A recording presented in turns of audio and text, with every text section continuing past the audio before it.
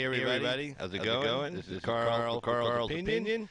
Welcome to our Sunday night, early night, late night call-in show. Yeah, it started a lot earlier. Actually, normally started at 10 p.m. Pacific time, 1 a.m. Your guys' time, mostly on the East Coast. And however, tonight we're starting at 9 p.m. East Coast time, 6 p.m. Pacific time, and get a little bit earlier here tonight. So a lot of news to cover, and I saw from the headline there from the New York Times, it was an opinion piece by Daniel McCarthy, and Trump's politics aren't pretty, but that's how voters like it. And the title wrote it there. Trump's politics may not be pretty, but that's the way we like it. And we do. Basically, we talked about this a lot. Normally in the past, when Republicans get put down and everything, and get bashed on and stuff, we generally just kind of sit there and take it. And we try to be nice and polite and everything. In the meantime, we're going to get beat up. And not a good place to be. And Trump's like, enough of this getting beat up stuff. We're not going to get beat up anymore. You come at us, we're coming back at you. And that's what he's been doing. And, especially when he knows, and we know, and they know that what they're doing right now is impeachment proceeding is not what the founding fathers had in mind when they put impeachment into the Constitution. They know that, and he knows that. So they know. I mean, she came out before she read the transcript. She came out the day before she got her hands on the transcript of the phone call, which now we hear from Madam Schiff. Well, we probably not going to have the whistleblower testify because we have the transcript, and that's more important than what the whistleblower is going to say. Well, that's what we were saying at the very beginning. It's like, wait, don't base it on what this guy is saying. Because he put it there, he hear about it from first-hand knowledge. Don't rely on that for anything. Before you guys start jumping up and down and acting like a bunch of fools, we were saying that. We were saying that from the very beginning. Right now, you hear Schiff saying, well, we may not actually have him testify because we have the transcript of the phone call. And that takes way more priority than what he said he thinks the phone call said. And we're like, yeah, that's what we were saying. And then Nancy Pelosi, the day before she even gets her hands on the transcript to read it from the phone call, she said, we have to start this impeachment inquiry. And I'm like, which means they were just looking for any reason to impeach. They've been talking about it since like the day after he got elected. Like 20 minutes, the Washington Post had like 20 minutes after he got sworn in, like, impeachment begins, or something like that. Something stupid. So anything they could just grab, which is not what the Founding Fathers wanted. The Founding Fathers did not want the Congress, especially the House, to have the ability to undo an election. That wasn't the point of it. The point of it would be a huge consensus in both houses of Article 1 of the House of Representatives and the Senate. There would be such a huge consensus that it would almost be like a foregone conclusion. It would, or like Andrew Johnson, they missed by one vote in the Senate. It was one vote short of two-thirds. But I mean, it was a pretty big consensus in both the House and the Senate at the time. This guy had to go, and he only survived by one vote. I mean, that's not like we're talking about here, where it's not even if it gets to the Senate, if they do issue articles of impeachment out of the House, it's not going to be closed. Echo. Hold on. Hello.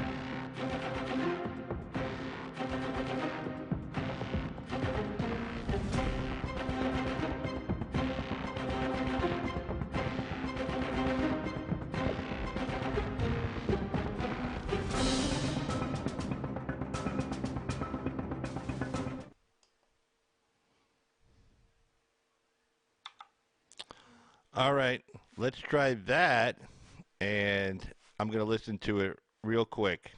So here we go.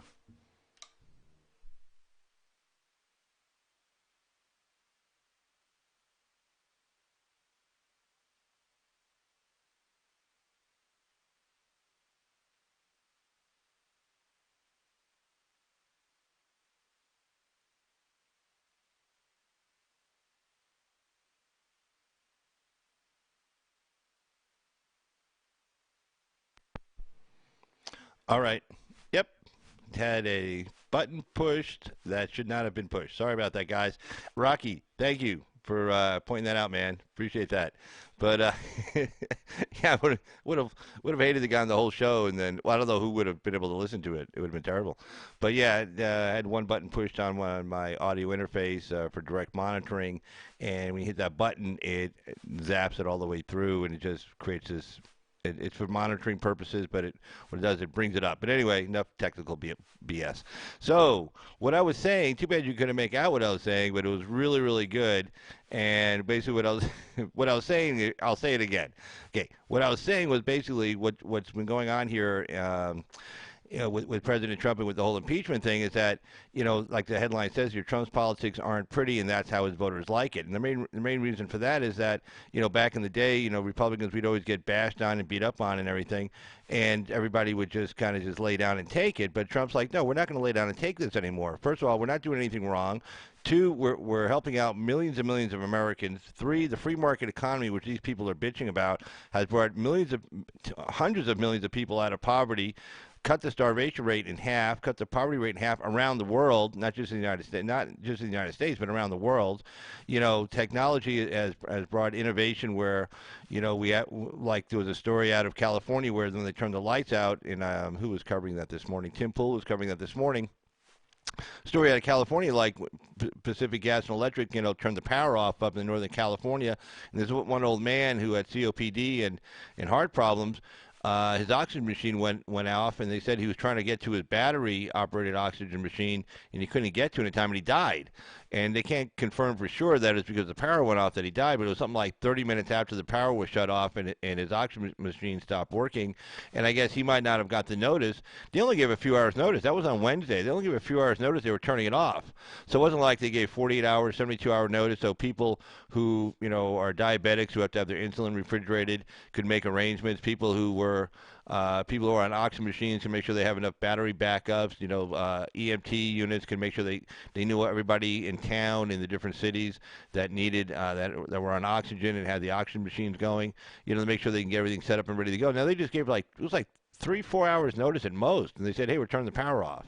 It's windy." Everybody's like, "What? What? Okay." And then they interviewing this one guy up in Northern Cal, and he was at where was he? He was like a grocery store. They showed him buying a bunch of ice, but great ice. There's going to be power's been off when they did the story last night. I think power had been off for Wednesday night, Thursday night, Friday night, and then on to Saturday. How long is that going to last? And I guarantee you every grocery store up there with is running out of ice big time. The gas stations were jammed before the power was shut down because they can't run the pumps to pump gas. And this one guy said, I should have. One guy was sitting in the parking lot. He goes, "God, I should have bought a generator."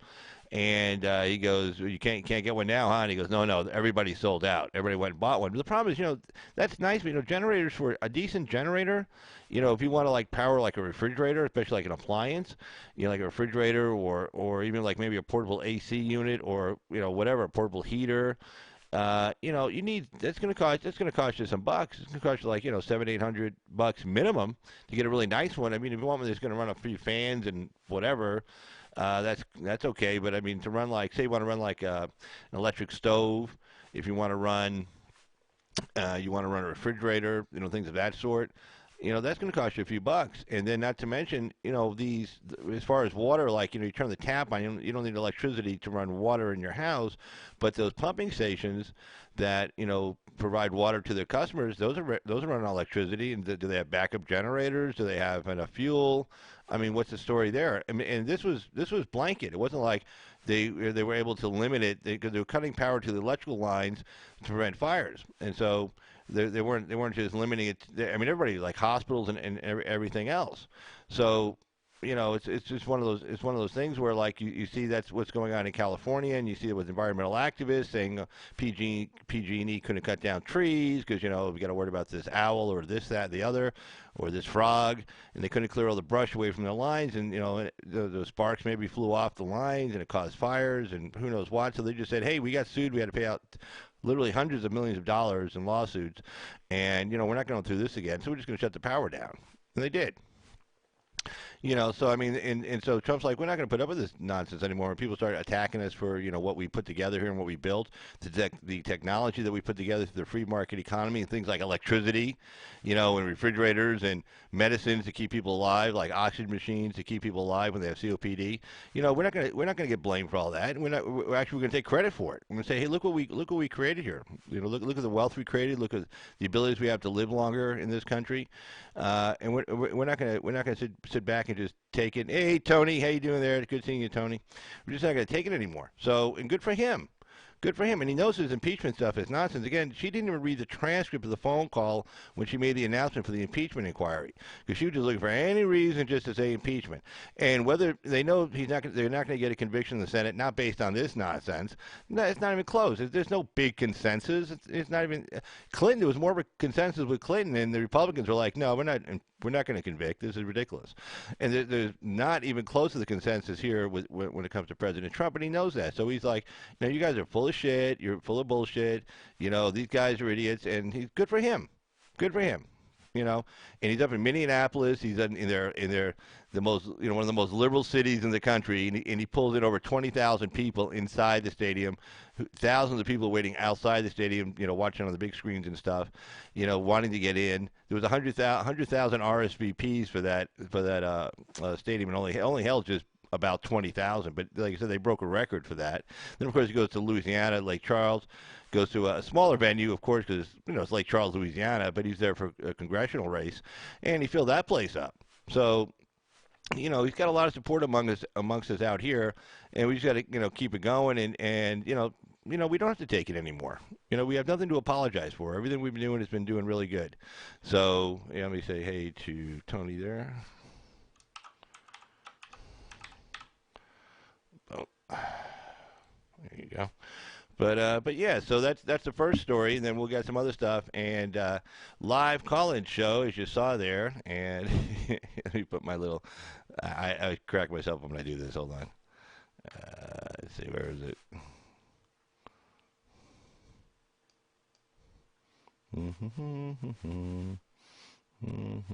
Oh, here it is.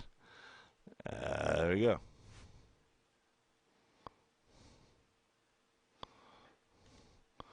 Call now. Phone lines are open. Call now. Phone lines are open. Call now. Phone lines are open. Call now. Tell your friends. Win a free hat. You can win a free Carl's Opinion YouTube channel hat. Trump 2020 written on it as well. So there you go. Phone lines are open. Call now. Phone lines are open. Call now. There you go. So anyway, live call-in show. Yeah, feel free to call. If you want to appear in a video call, just shoot me an email to the email address right up there. Send me an email to appear by video call to ca2jogger@gmail.com. Put in the chat, say, hey, I just sent you an email. I want to appear by video call, and we'll put you in there. We've had a lot of people do that in the past. Just the other night, we had a really good video call. We had both the Great Informer, formerly known as the Great Dirt blank blank blank, and also had pro-life American 45 Saving Lives. So that was really cool. And we had the three of us on like a mini panel, if you will. The three of us were on there doing a show, covered the news and what was going on, and everybody got to comment on it. We had some really really good people in the chat too. I was able to post a lot of their chats up there on screen for everybody to see. So that was really good. So yeah, if you want to call in or appear by video call, just find the phone number is right up there, 775-273-8970. So, and then like if I missed a call, say, hey, put in the chat, hey, I called, where were you? That kind of thing. And I'll say, oh, I missed your call, but I got the phone right here. I just got a little different setup right now with the phone, so it's not in my face like it used to be. But so that means I don't see it as much. But no, hold on. In fact, let me just move it over a little bit. There we go. All right, there we go. Now I can see a little bit better.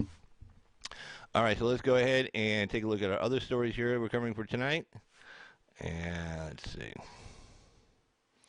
Boom, boom, boom. All right, so let's see what else we got here. And you saw that William Barr warns of militant secularism in speech about declining religious values. This is pretty good. He gave this speech over at Notre Dame. William Barr is, of course, a Catholic, and he was over there talking at Notre Dame Law School. And so let's see what he had to say here. Make sure we got it good. Okay. Attorney General William Barr said declining religious values and the loss of the quote-unquote traditional moral order is causing many of society's ills. I agree completely.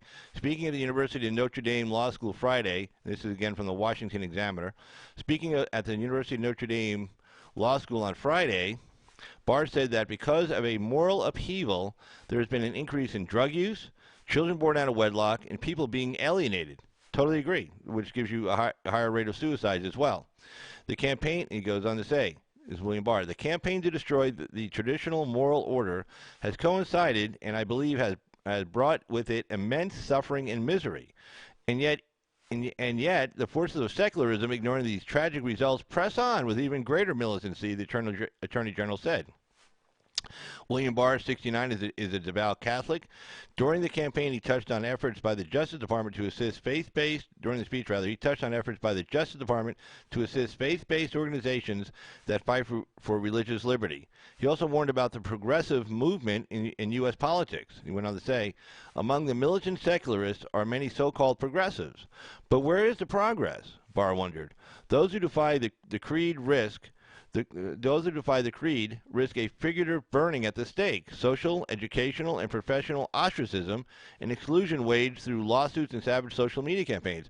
Right, so in other words, those who defy like the creed of progressivism and the social justice warrior creed, they get hounded by social media, they get sued, they get ostracized, like a lot of people on here, like, the great informer, was saying, like, a lot of people can't even use their real names on these shows because they're afraid of, at work, HR is going to find out about it, and people have been fired over social media posts. Somebody got fired for just liking somebody else's social media post on Twitter, just for hitting the like button on it. Guy got fired. I mean, it's kind of crazy. So, and he's saying this is real militant. And I'll be honest, I haven't seen this before. I was on college campuses, 30 years ago, and we had people on the left, we had people on the right, and we had great debates. And it was, you went to class with, I mean, this may sound crazy to people now. You went to class with everybody. You knew pretty much everybody's political views. Nobody hid them. Nobody was in the closet about them.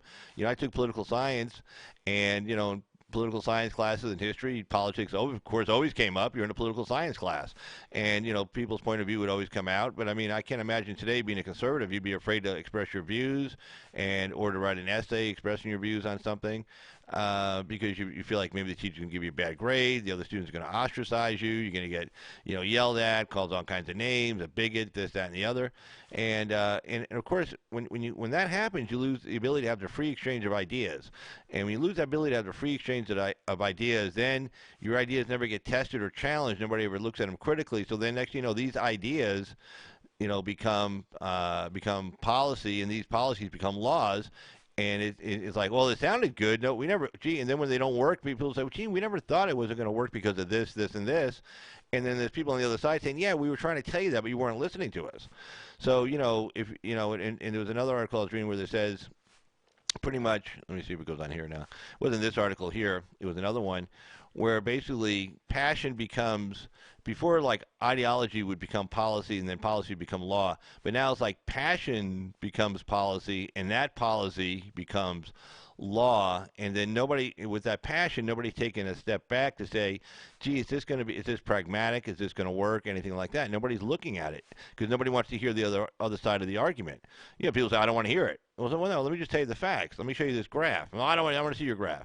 I don't want to hear the numbers. It's like, no, look at the numbers. These are the numbers.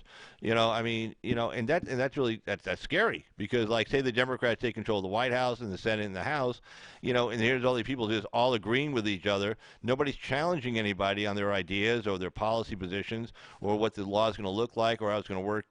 After you pass it, what's going to be wrong with it. It's kind of like how Obamacare got passed. Nobody read the bill. In the Democrat, it was just a straight party vote, which is, you never want anything just voted on a straight party vote like that. And it was a straight party vote. And then sure enough, when it came into operating the damn thing, it sucked because nobody ever got challenged on it. And sure enough, instead of premiums going down, they went up. The real effect of saying, oh, you can keep your doctor if you want to. Well, that didn't happen, because the net effect of changing all the laws and stuff was that you couldn't keep your own doctor if you wanted to. You had to change it to this exchange. If your insurance company wasn't within this exchange and qualify, then you couldn't even, you couldn't keep your doctor. You couldn't keep your health plan necessarily. So, and that's what happens. And of course, like I said, premiums actually went up. They were supposed to go down. They went up. And they didn't even say it was supposed to, like, oh, it's going to go up a little bit and then it'll come back down. It's like, no, it's supposed to go down immediately. Well, it was like the first 3 years of this, they went up and up and up. And people were losing money, paying a lot of money for this nonsense. And a lot of people opted just to not get it because the deductibles were so high and the copays were so high, it didn't make any sense. If you get health insurance and you have a $2,000 deductible, well, who the hell, or $5,000 deductible? I mean, who the hell's going to use that? And then you still got to pay, say $5,000 or $10,000 a year for it, and then with the $5,000 deductible, people are just like, well, screw that, we're not going to do it. We'll just pay the $400,000, $600,000, $800,000 fine when we pay our taxes, which is a real shame. It's just money coming out of the economy, going to the federal government, getting put in that big rat hole called the federal government. And so there you go. So all right, let's take a look at the next story here.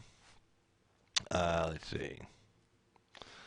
And this is the wonderful China that everybody keeps, the NBA's in love with. NBA loves China. They love all their money. Nike loves China.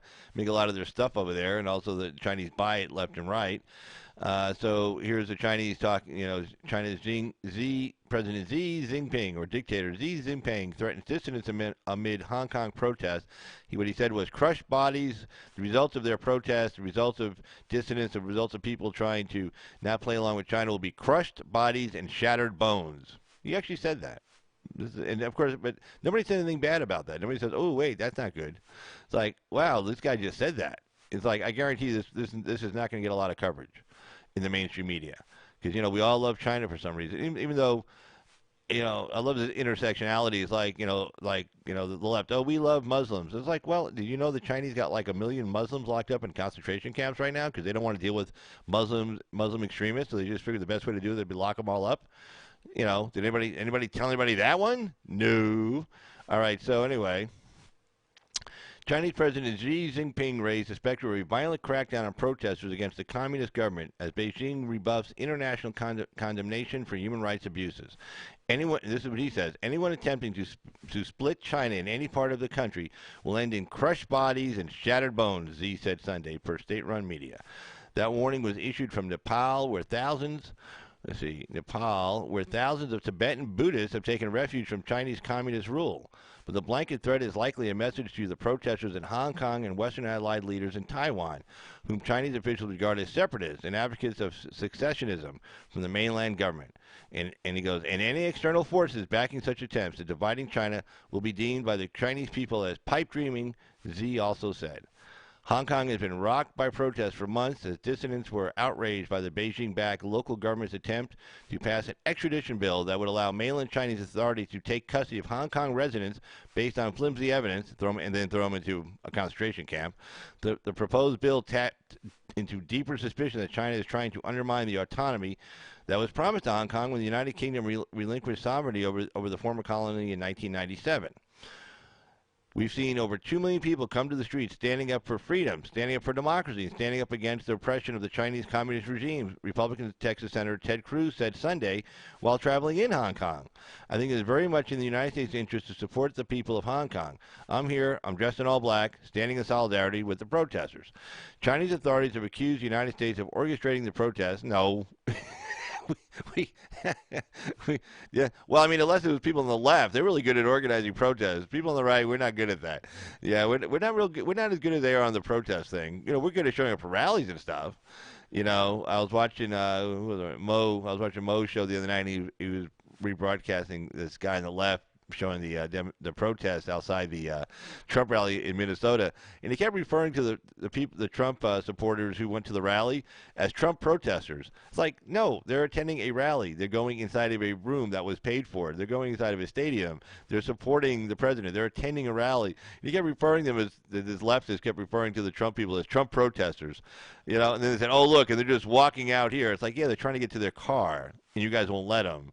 So the cops had to come out to like push people out of the way. And then when the cops started pushing people out of the way, they wouldn't get out of the way, and they started throwing rocks at them and bricks and everything else and bottles.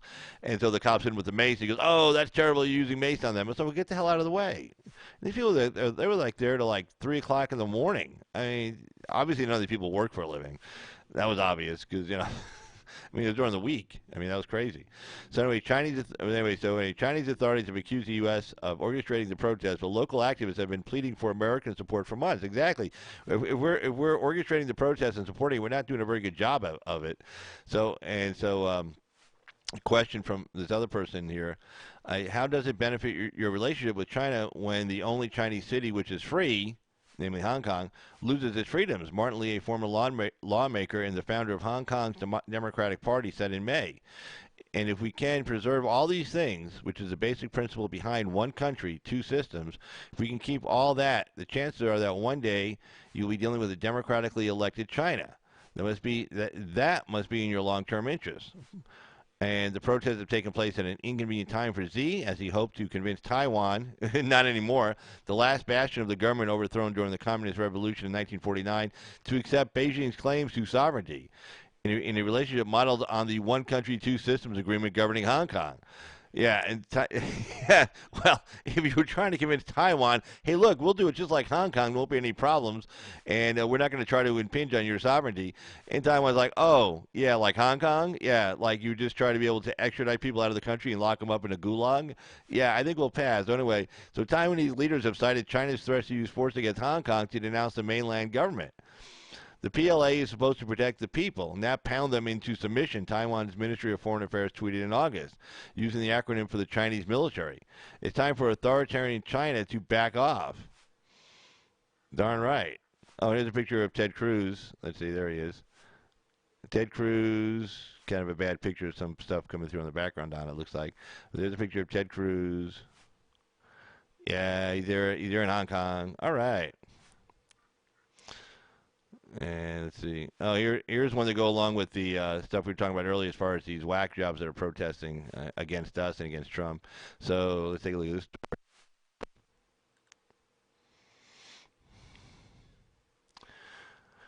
Air Canada is to stop announcing "ladies and gentlemen" in recognition of gender fluidity. Gender fluidity. There you go. That's the new word, gender fluidity. Your gender is fluid. So you can just... it just comes and goes. It's just fluid. So, the thing about it, if it is fluid, that means today you could identify as a woman, and then, like, say, a couple of weeks from now, you say, well, I think this week I identify as a man.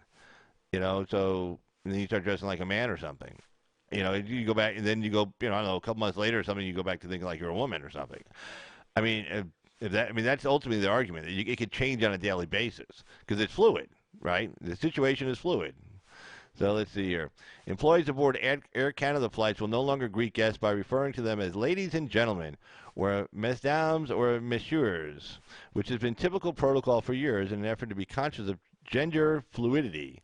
Flight attendants and other staff will not use the language in boarding announcements, and the company has said plans to replace the standard greetings with neutral words such as everybody, or in French, tout le monde.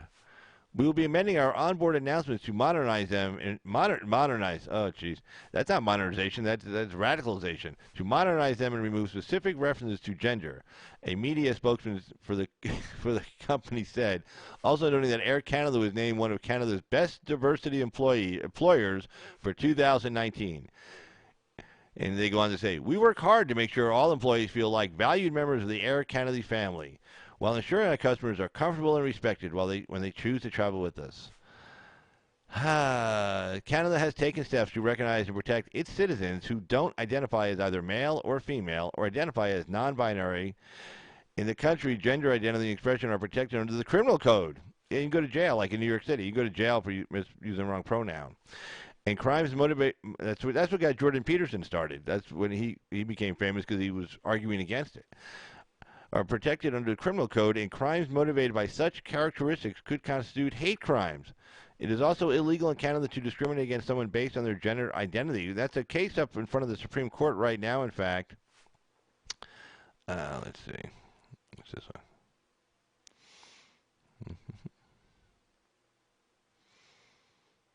And there we go. So, and that's a case in front of the Supreme Court right now. Is being heard this session, whether or not the 1964 Civil Rights Act applies to gender identity. In other words, does it apply to trans people? Can you, in other words, can somebody, is it going to be illegal to discriminate somebody based on their gender identity, trans, whatever people? Yeah, I was watching some of the highlights from CNN's town hall, LGBTQ alphabet, ABCDEFG town hall meeting, and the trans people were out in force, and they were protesting, and they were interrupting Anderson Cooper, who's homosexual, of course, and then Don Lemon, who's also gay, and they were jumping on them. And it was like, and they're like, hey, we came out as being gay, quite a while ago, and when we did it, it was kind of like, it wasn't necessarily a positive thing as far as keeping your job or anything. And they're jumping on them, saying you're not doing enough for trans people. It's like, well, what do you want us to do? I mean, I don't know. I don't know what they want. Well, I don't know what they want. I have no idea. But I mean, being trans, that is some kind of a mental illness for sure. I mean, if you're born biologically a man and you think you're a woman, like if you're gay, like it means like if you're a man, you want to, go be with a man, but you don't think that you're a woman. You just think you're a man who wants to be with a man. And if you're a woman who wants to be with a woman, you don't think you're a man. You still think of yourself as a woman who wants to be with a woman. These people actually think like their biology, they're like anti-science. They're like, well, you're born with female parts, but you think you're a man, and then you were born with male parts, you think you're a woman. Well, it's called a mental illness. We have people like that. It's called like some kind of schizophrenia or something. It can be treated. It needs to be treated. I mean, that's a mental illness. If you think you're a dog and you're walking around and you start barking, you're mentally ill. You're not a dog. You're a human being. Same thing. So, hey, Deanna Marie, how you doing? Good seeing you down there. And let me give you a little shout out over here. Okay.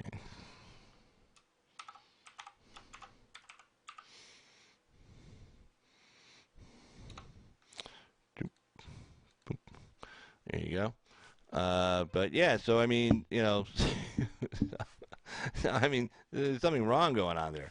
But anyway, like here's the story we were talking about earlier, where Schiff now says, he was on the morning shows this morning obviously, and he says Schiff may not be necessary for the whistleblower to testify. Well, of course, and he says, well, we don't want to give away his identity. Well, no, first of all, this guy, the basis of what this guy said is maybe going to unseat a sitting president. I'm sorry, his privacy, his right to privacy is quote-unquote trumped by this nation making sure it's not torn apart for the wrong reason. He said a lot of things in there that say, well, we don't need what he says anymore. We have the transcript. Well, no, but you're not basing what you're doing on the transcript. You're basing what you're doing on what he said, and that's got this whole thing started. Let's find out who this guy is before we get further too deep into this. So I'm sorry. This guy's identity has to be known, and he has to be subject to cross-examination. Let's find out we're already getting leaks on this, that one, he's a Democrat, two, he worked for Joe Biden, three, the bias that even the Inspector General said he had was towards another political candidate, to wit, Joe Biden. Let's cross-examine this guy. Let's find out what his real job was over there at the White House. Was he really assigned to NSA? Was that a cover story? Is he really just a spy? How many other spies are running around in there right now from the CIA? I mean, that might be kind of important to know. So I think we need to know. Again, this guy is coming forward, and the other quote-unquote whistleblower coming forward. I'm sorry, these again, we did a nice show on this last week. We went through the statute on this, 3033, and he does not fit in the whistleblower statute. In order to fit in the whistleblower statute, you have to be pretty much diming. You have to have seen something that somebody did, and that somebody has to be under the authority and responsibility of the Director of National Intelligence. used to be under the responsibility and authority of the CIA director, but now it's under the Director of National Intelligence. Well, the president does not work for the Director of National Intelligence. He does not work for any cabinet members. They work for him. The president is not under his authority. He cannot go tell the president to do something. I mean, he can, but the president can say "F you" and get lost, and that's it. So he doesn't fit into the statute. He doesn't fit into the whistleblower intelligence statute. He just doesn't. So he's not a whistleblower. He's a spy, and that's it. H.A. Goodman calls him an operative. I'll use that word too. That's fine. I like the word spy better, but operative good enough. And that's what he is. So let's find out who this guy is. Put him up there. Sorry, when he did this and he got his attorneys and he talked to Schiff and stuff, he knew what the result was going to be. He was trying to push the House to impeach. So if you're going to go out there and try to take down a sitting president, duly elected president of the United States of America, I'm sorry, you lose your right to privacy. And you only get that right to privacy if you fit within the statute. And he doesn't. So I'm sorry, it's time to give this guy's name up. He doesn't fit in the statute. It's not going to be a violation of law because he doesn't fit in the statute. The Attorney General already gave an opinion saying he doesn't fit in the statute. You don't have to, when they were talking to the Director of National Intelligence, they say, look, this guy doesn't fit in the statute. I don't care what his lawyers wrote in his brief. And when you read that brief, that whistleblower complaint, which is like a brief, anytime you got to they'll say, when you have a fish on the line when the line tugs, right? And as an attorney, when somebody's got lemons and they're trying to make lemonade because they're really trying to put everything in there but the kitchen sink. And they're pulling this statute from here, the 1947 Act that started the CIA, and all these different things saying, well, if you add all these things together, he fits in the statute. Well, no, it was too tortured. It didn't make any sense when I read it and you looked at all the different laws. No, it didn't work. He doesn't fit in the statute. That's why they told the Director of National Intelligence that he was not required to follow the 7-day requirement in the whistleblower statute to get it to Congress because he's not a whistleblower. I don't care how many times you call him that. And even the Washington Examiner is saying that here today. So he wasn't, and now, of course, they don't want him to testify because the story is turning out that it's one big bias. And, of course, when it now came out that he actually works for Biden and that he worked with Schiff's office in drafting the complaint, and it was Schiff who recommended the attorney he got, the never-Trumper attorney he got, and they've been putting this whole thing together. So if you cross-examine this guy under oath and he spills the beans, then it's going to show, this is just a pro-Biden guy who decided to try to bring down a president because he wants his guy to get elected. Not going to happen. So that's great. Let's take a look at the next story here. All right. And hold on. Let's do something here. Hold on. Here we go. And don't forget. Let's see. And don't forget. Call now. Phone lines are open. Call now. Phone lines are open. Call now. Phone lines are open.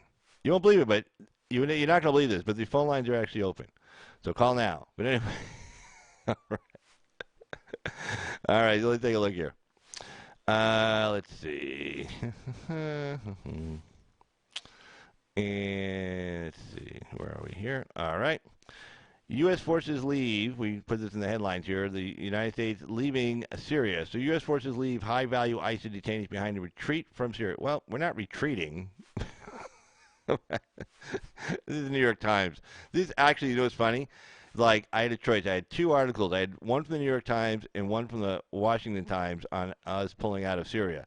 Well, the Washington Times, there are some neocons in the Washington Times, and they want us, of course, to stay. So their headline was even worse. This is the New York Times. Their headline wasn't so bad, and when you get down to the bottom of it, the bottom of their story, they come up with some truth here. Because the New York Times got to be a little bit concerned because they got played really well in the run-up to the Second Gulf War in 2003, because I think, what's her name, Judith Miller, I think that's her name, she was a New York Times reporter. Her source was like Scooter Libby was the chief of staff for Vice President Dick Cheney, and so what they were doing, they were feeding her like bunch of bullshit about weapons of mass destruction. Saddam Hussein had all these weapons of mass destruction.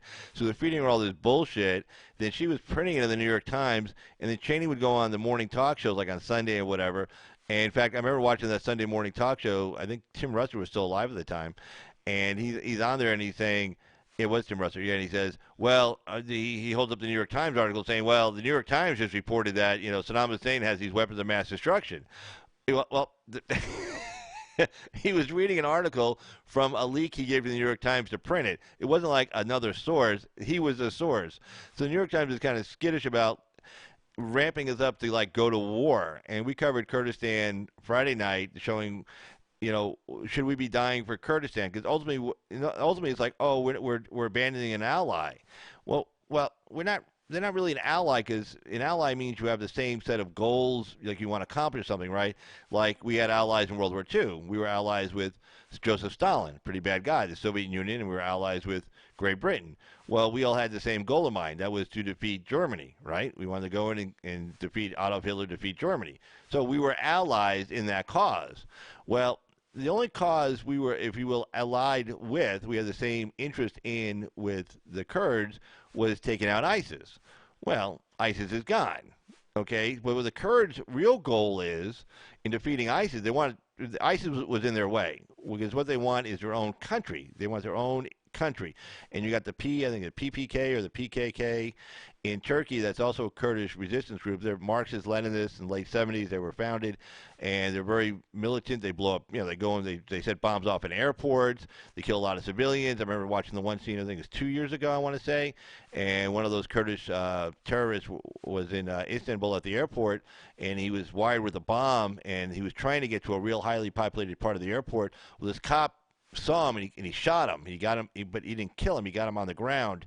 And so the cop runs up to him, and the guy's holding one of those trigger devices to set the bomb off that's on his body, and the cop's trying to get to his hand to, like, keep the button pressed, so, like, he couldn't release the button. And, the cop, brave man, because he knew if that button went off, he was gone. He could have ran away, but he didn't. He ran to the guy, and he was trying to stop him from setting the bomb off. Unfortunately, the guy did set the bomb off, but by the time he did, a lot of the civilians were out of the blast radius. I mean, he could have taken out, probably 600-700 people if he'd got to where he wanted to go and set the bomb off where he was. But he was laying on the ground at the time. The cop was on top of him, and some other people around did get killed. The cop, of course, got blown up with the guy. But that's who these guys are. I mean, they want to form their own country. We put up the map last time. In fact, let me see if I still have it. I might still have it. I don't think I took it down. Let me see here real quick. Let's see. Do I have it? Excuse me a sec, guys. Oh, there it is. Look at that. Ah, okay, here we go. Where is Kurdistan? Okay, there. Oh. There you go. Let me get that. Let's see, make sure we got the whole map there. Okay, look, there's the map. Where is Kurdistan? Okay, well, there, like, the yellow dots represent people, millions of people. Each yellow dot's 1 million people, 1 million Kurds, if you will. And this is where they're located. And generally where they're located is generally where their country was when it was founded back in 602 BC. 602 BC, 2,600 years ago, okay? Long time ago, all right? And they formed this country because, it was 600 BC. I mean, and then, of course, when the Romans came in, the Romans took part of that area in Turkey was known as Anatolia, like that peninsula, that area. So it's like Anatolia, that's part of Turkey. The Romans took it, before the Romans took it, the Greeks, the Macedonians from there, Alexander the Great was in there. He took all that. So they weren't really much of a nation state. I think I'm trying to remember when I was doing this. Well, watch the show from the other night. It was really good. I can't remember the exact dates, but it was like 602 BC. Then the last of them were defeated. They kind of went back and forth in between the Romans showing up it was Alexander the Great first, and the Romans showing up, and then a whole bunch of other people, the Persians showing up. And then different groups of Persians and everything else, and then of course the Saladins, showing up, Muhammad and his people. Then the last of them, I think, were taken out 850 years ago. I want to say 870 years ago. 870 years ago.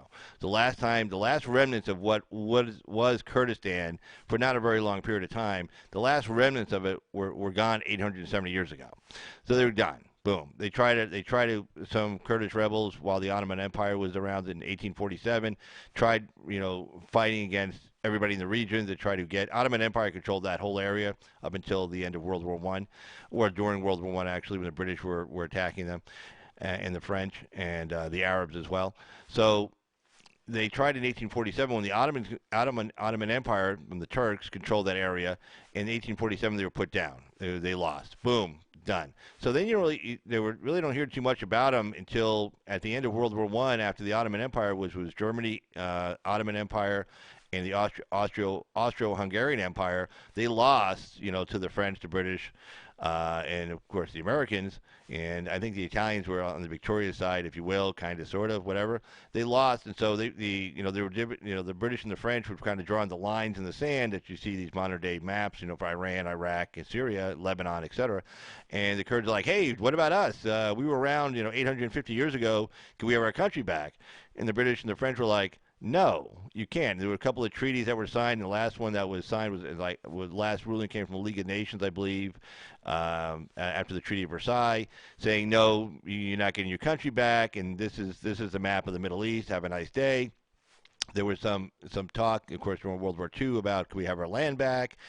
No, again. In the 1970s, it was a PPK or the PKK, I can't remember. It was a militant group of the Kurds who were fighting inside Turkey doing terrorist acts.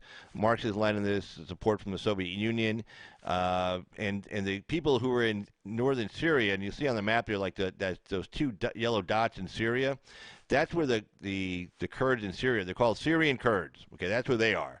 And it's like, they were really wanting to carve out a piece of their land. And let me see if I can get back to the New York Times story. Let's see. Maybe I think that had a map of where the Turks were and everything else. Let's see here. Mm-hmm.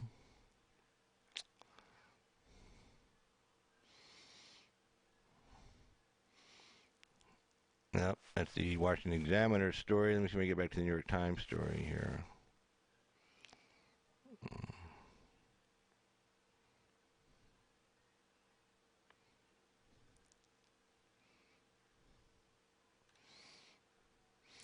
Let me show you. I think this had a pretty good mapping in here. Let me see if this was a story that had the map in it. Yeah. Okay. Here we go. Fantastic. Okay, you see there. Let's see. Okay, yeah, you should be able to see the whole thing. All right, you see like there's Turkey up there in the north there, and there's like the Kobani, Akdal, Ras Alin. Okay, those are along the border, right? And Turkey proposing that little line there, those diagonal lines. They're proposing that to be a buffer zone. That's what they're saying. And then the map right below is a larger map, and that's showing, it shows, part of Syria and stuff like that, and underneath is government control. So, and, yeah, let me see if I can take off this. You don't need to see this right now. Let me see.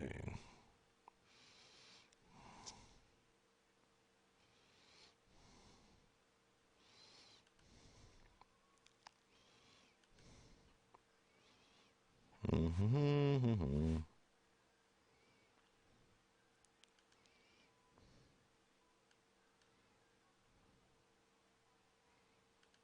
Just remember 16. If I forget 16. So okay, so that should clear it up a little bit for you there. And we see the sign government control. That says Syrian government control. In other words, that's what Syria controls.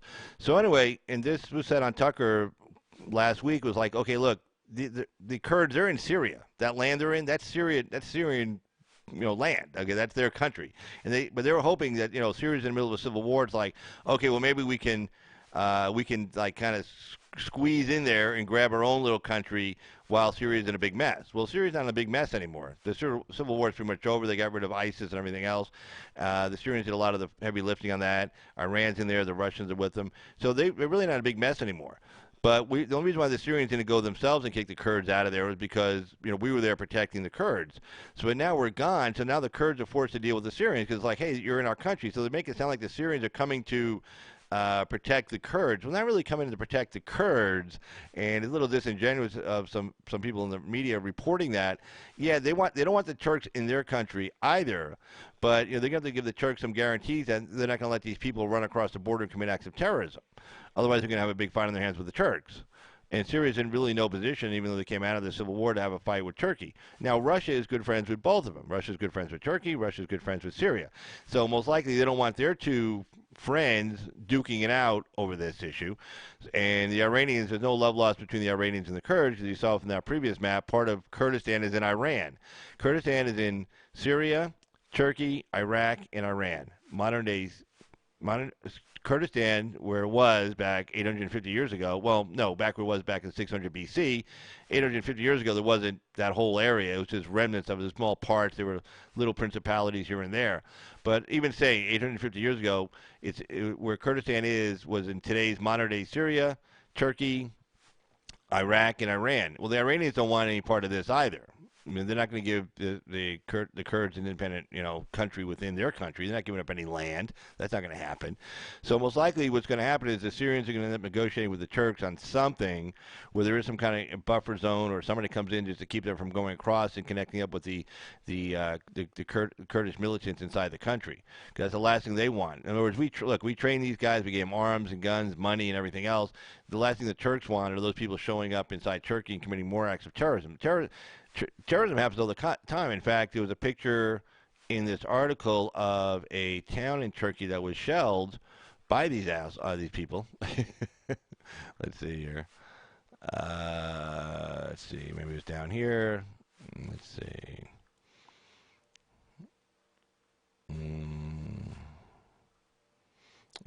Some more Kurds.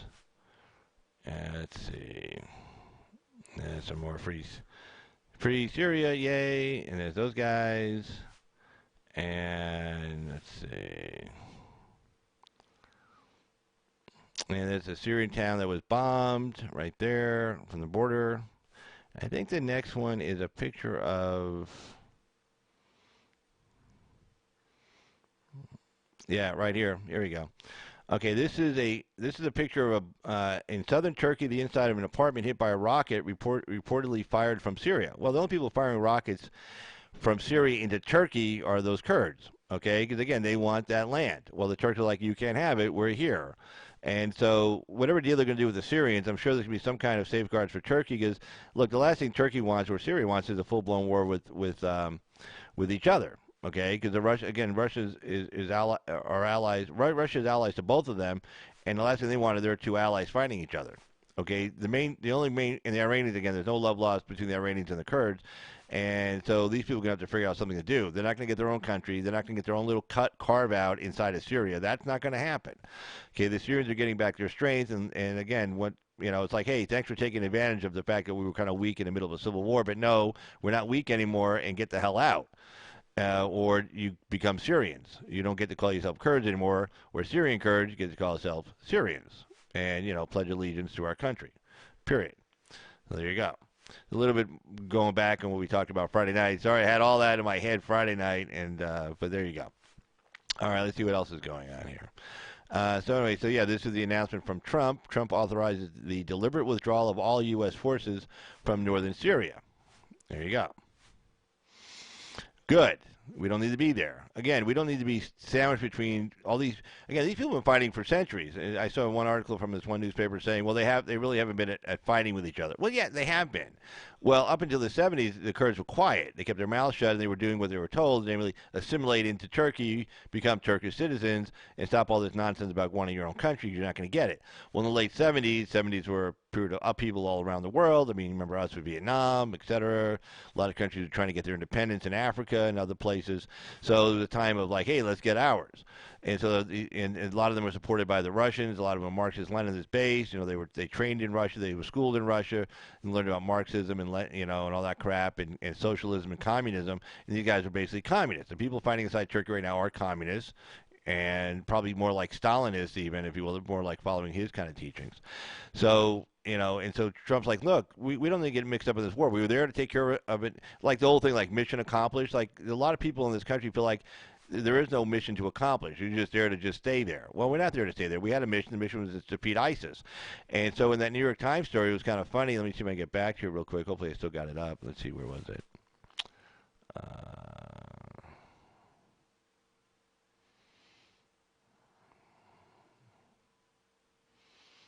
Where was it? I think this is it. Yeah, okay. The funny thing about this New York Times story was when they were reporting on this, let's see. What do they actually say? They said they couldn't, like, the Kurds are reporting. Let me get back to the story. The Kurds are reporting that there's all these ISIS fighters are leaving and are escaping. But you gotta look at the story. It's not like the ISIS fighters are escaping. It's like they allowed the families of the ISIS members to be like in a less secure facility so they could live nearby their men, right? So, well, they're leaving. Well, the Kurds are letting them go to create this kind of international problem. In fact, we were trying to get we got a couple of high value targets out. The two guys who beheaded, that one American reporter. We wanted to get, there was like another 5 we wanted. And the Kurds were like, well, screw you. You're leaving. We're not going to help you out. You can't have them. And great. And so then the Kurds have been doing it, saying, oh, we have to take these men away from guarding these prisoners because we have to go fight the Turks. Well, that's bullshit also. But the stories, even the New York Times, when they wrote in that story, was like, we're not sure if all of this is really true because it could be the Kurds trying to get some press because they know it's going to piss off a lot of, establishment Republicans and Democrats here in the United States, that, oh, so you're letting ISIS run away. You're letting ISIS get away. We're going to have to fight them again kind of crap. But again, we're not supposed to be there forever, okay? And again, it's not our fight. It's not our country. They've been fighting over those lines in the sand, those countries, for centuries, and we don't need to be part of it, okay? We lost 5 guys here this year. We don't need to leave any more. So anyway, so let's take a look. This is the Washington Times, and again, they want to, like, stay, if you will. You kind of tell them they're writing, but let's take a look at it. Okay, the U.S. will begin a deliberate withdrawal of all its troops from Northern Syria, Defense Secretary Mark Esper said Sunday. The Pentagon chief told Fox News Sunday that President Trump has authorized the removal of American forces from Northern Syria as the Turkish army advances in its assault against the American-backed Syrian Democratic Forces. Yeah, they're not Syrian Democratic Forces. They're like Kurdish nationalists, okay? That's who these people are. You call yourself anything. I mean, you're not going to call yourself Kurdish nationalist forces because, of course, everybody says, well, shit, get the hell out of here. So you can say Syrian Democratic Forces. No. Assad runs that country, and that's just the way it is. And if you don't want to be around Assad, then leave, okay? But don't expect us to protect you indefinitely here. And then the Secretary of Defense said, I've talked to President Trump, and he is concerned. Last night he directed that we begin a deliberate withdrawal of U.S. forces from the northern part of Syria. Esper said, we want to make sure we do so in a very safe, deliberate manner. Because next thing you know, the Kurds are going to likely turn their guns on us and blame it on somebody else. Well, we don't want to be part of that story. Mr. Trump last week pulled about 50 U.S. special forces from the Turkey-Syrian border, essentially allowing the Turkish military assault to go forward. It was going forward anyway. We just had to get the hell out of the way. The U.S. still has about 1,000 troops in Syria. Esper comments suggest that the troops will remain in the country, but will get out of harm's way as the fighting between Turkey and the Kurdish nationalists intensifies. The president on Sunday morning tweeted that it is very smart to ensure that American forces are not caught in the middle of a conflict between the Turkish military and the Kurdish nationalists. The Kurdish nationalists were a key U.S. ally in the fight against the Islamic State, but Turkey considers elements of the groups to be terrorists. They are. They want to take Turkey out and get their own freaking country. And then very smart not to be involved in the intense fighting along the Turkish border for a change. Those that mistakenly got us into the Middle East wars, thank you, are still pushing to fight. Yeah, well, because it's generally not them; it's somebody else's kids. They have no idea what a bad decision they have made. What are they asking for a declaration of war? Right. In other words, he's saying fish or cut bait. Saying, look, if you want it to be a war with Turkey to give provide for a free Kurdistan, well, then declare war on Turkey and let's get the business over with. If not, then we're getting the hell out. While U.S. troops on the border were in danger when the Turkish assault began, Pentagon officials say these 1,000 American forces elsewhere in Syria face even greater threats.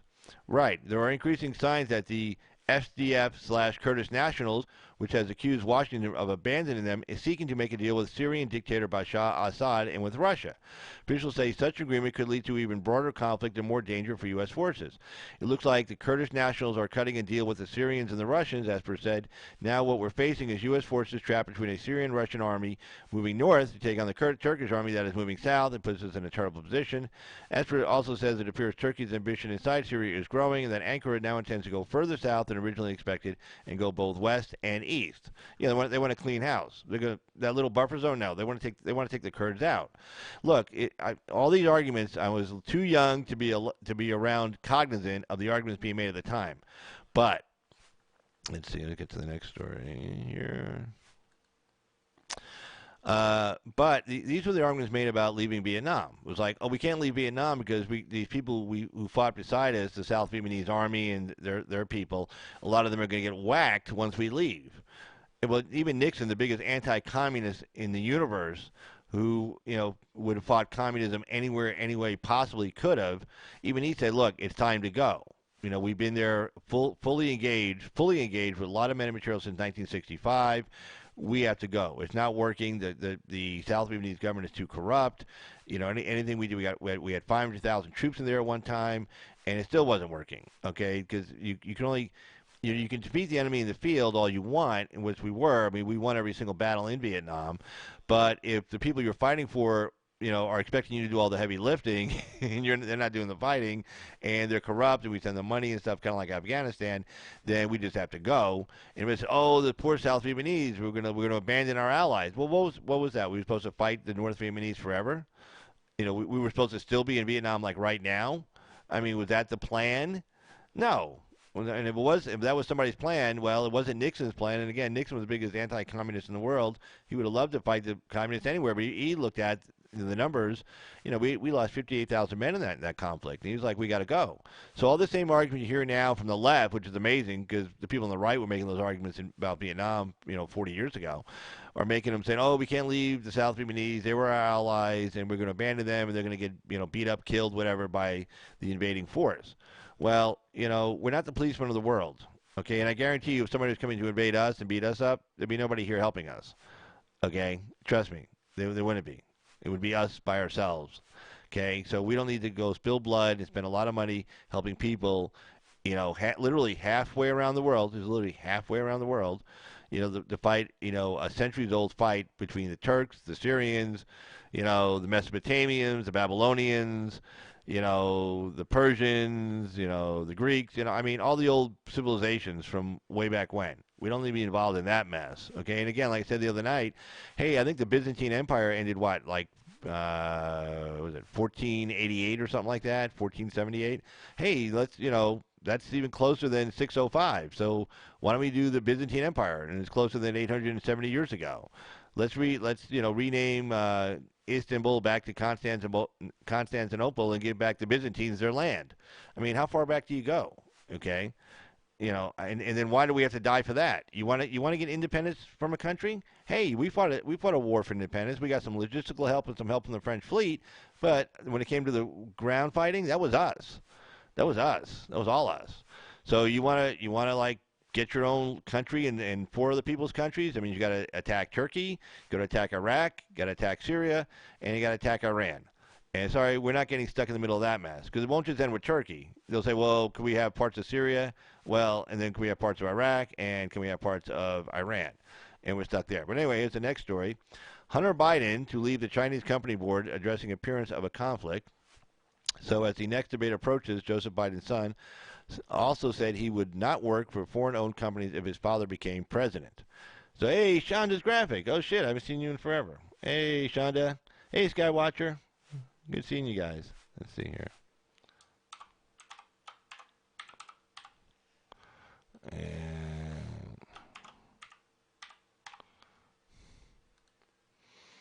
boom. Hey. So let's see here. When Jesus Christ. Continue to pray. Continue to pray. Well, that's always good advice. I like that. But, hey, since Shonda and Skywatcher are here, let's see. We got to do this one. Where is it? There we go. Hey, there you go. Shonda, Skywatcher, phone lines are open. Call now. Phone lines are open. Call now. Phone lines are open. Call now. Phone lines are open. Call now.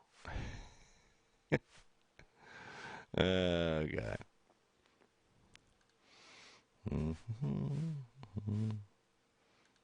Boom. There you go. Phone lines are open. Call now. All right. But anyway, let's take that off. But, yeah, and if anybody wants to appear by vMix video call, you do a panel, kind of a mini panel like one or two people, whatever. You send me an email to chu.jarger@gmail.com, and we'll bring you on in. You send me an email, I send you a link, you hit said link, and you come on in. I take care of the rest on this end. And, of course, if you want to call in, that's 775-273-8970. But anyway, take a look at this story. Hunter Biden to leave the Chinese company board addressing appearance of conflict. This is, again, from the New York Times.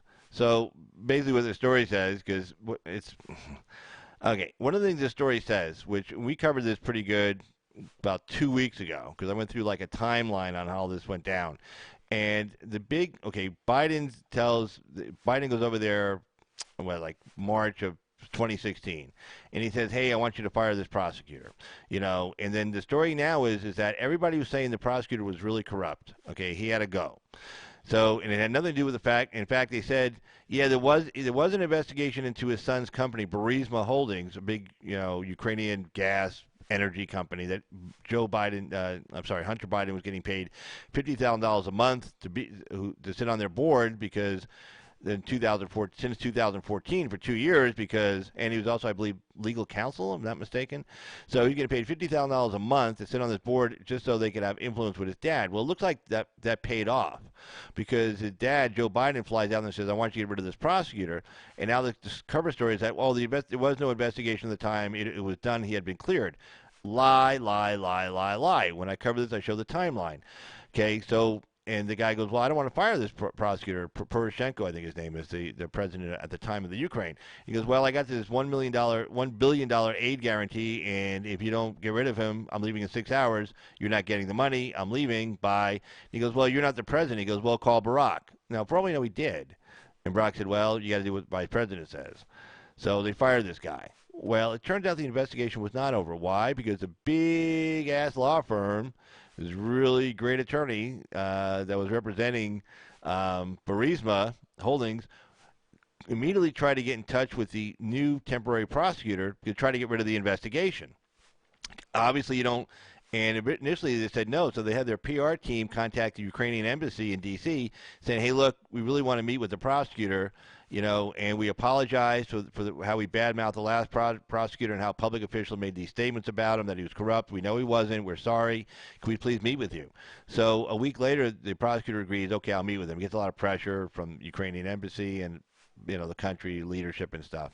So he meets with him. So now a week supposedly after the investigation had been concluded for months, they're meeting with him to get rid of the criminal case against Burisma. And there was also a tax case against Burisma at the same time.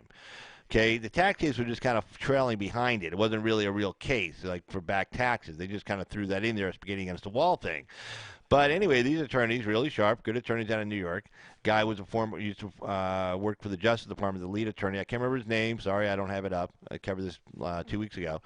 And the deal they made was so mind you now, the criminal case was still going. Why do we know that? Because the criminal case was not officially closed, the investigation into Burisma, where Hunter Biden sat on the board, until September of 2016, 6 months after Joe Biden had the conversation about firing the prosecutor. So the investigation was still ongoing. So here was the deal. This is what they did. And they couldn't do a real quid pro quo on it, so they had to give it a little bit of time. So the criminal case was closed against Burisma in September of 2016, 6 months after Joe Biden said he'd fire the prosecutor, right? The tax case wasn't closed till January of 2017, some 4 months later. Why? Because they couldn't make it look like it was a payoff. Right. So anyway, the tax case settles in January of 2017, whereby Burisma had to pay to the Ukrainian government $90 million. Okay, not a small chunk of change. And the Ukrainian press didn't even buy it. They said, wait, and the attorney gave an interview to the Kiev Post, I think it was, in January of 2017. And the first question, the guy says, hey, this tax case you just settled, that really wasn't a tax case, was it? That was really just the payoff to take care of the criminal case from September. And the attorney's like, no, they're two totally separate cases. The criminal case was closed, and this is just a tax case, and we had the auditors come in and blah, blah, blah, and they came up that we owed my company, the company I'm representing, owed them $90 million. Here's your money, goodbye. So when Biden says, oh, that criminal case was closed, and New York Times references that in here, albeit they don't argue it too strong, good for them. I get it, but still, they don't make a real big, hard case for it, which is, honest. So anyway, what they're saying is, is saying, well, it said there was, this is how the Times reported it. They said there was no evidence that the investigation was continuing. So they don't say the investigation was closed. Even the Times says, well, there was no evidence it was still ongoing. Well, I'm pretty sure they're the ones who reported the story in September of 2016, saying that the criminal case had just been closed, and I'm pretty sure they reported the story in January of 2017 from the Kiev Post, saying that the tax case had just ended too. So there was an investigation going on. So anyway, Hunter Biden to leave. Now I'm talking about the Ukraine. This is China. This is a whole other deal. It's about $1.5 billion here. And there was a story, and the New York Times just got some shit from the Biden campaign because they published Peter Schweitzer, who wrote, if anybody saw it, Clinton Cash. He wrote a nice book on it, and also it was on YouTube when it first came out. I watched it. It was a really excellent movie. If you get a chance, check it out. Clinton Cash. It's pretty sure it's still on YouTube. Free. You can watch it for free, if I'm not mistaken. Really good movie. But anyway, let me take a look. See if I can pull that one up real quick here. I'm pretty sure I got that one up there. Let me see here.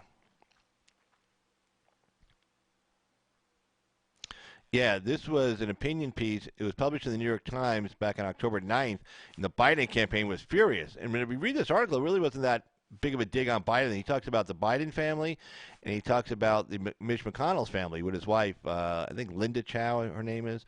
But anyway, they talk about it, and he wrote a book called Secret Empires, How the American Political Class Hides Corruption and Enriches Family and Friends. So the opinion piece he wrote for the Times, and the Times vetted it, meaning everything he wrote was true.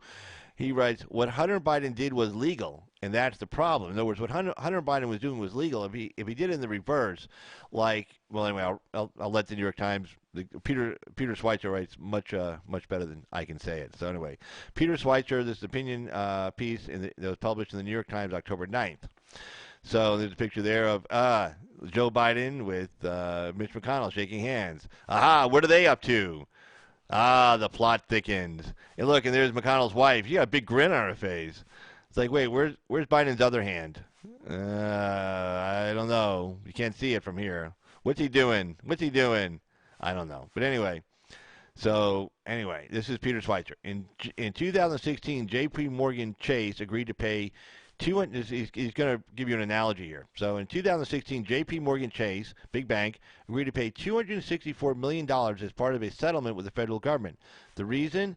An Asian subsidiary of the company of J.P. Morgan had hired the children of Chinese government officials in the hopes of currying favor with their powerful parents, which is actually a violation of the Foreign Corrupt Practices Act.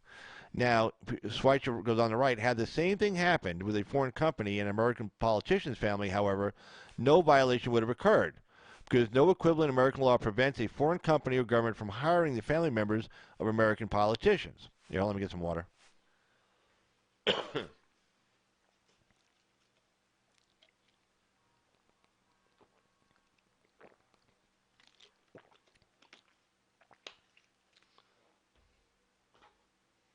And a cigarette. Gotta have a cigarette. All right. Ain't not too bad. I've got over an hour and 13 minutes without a cigarette. That's pretty good.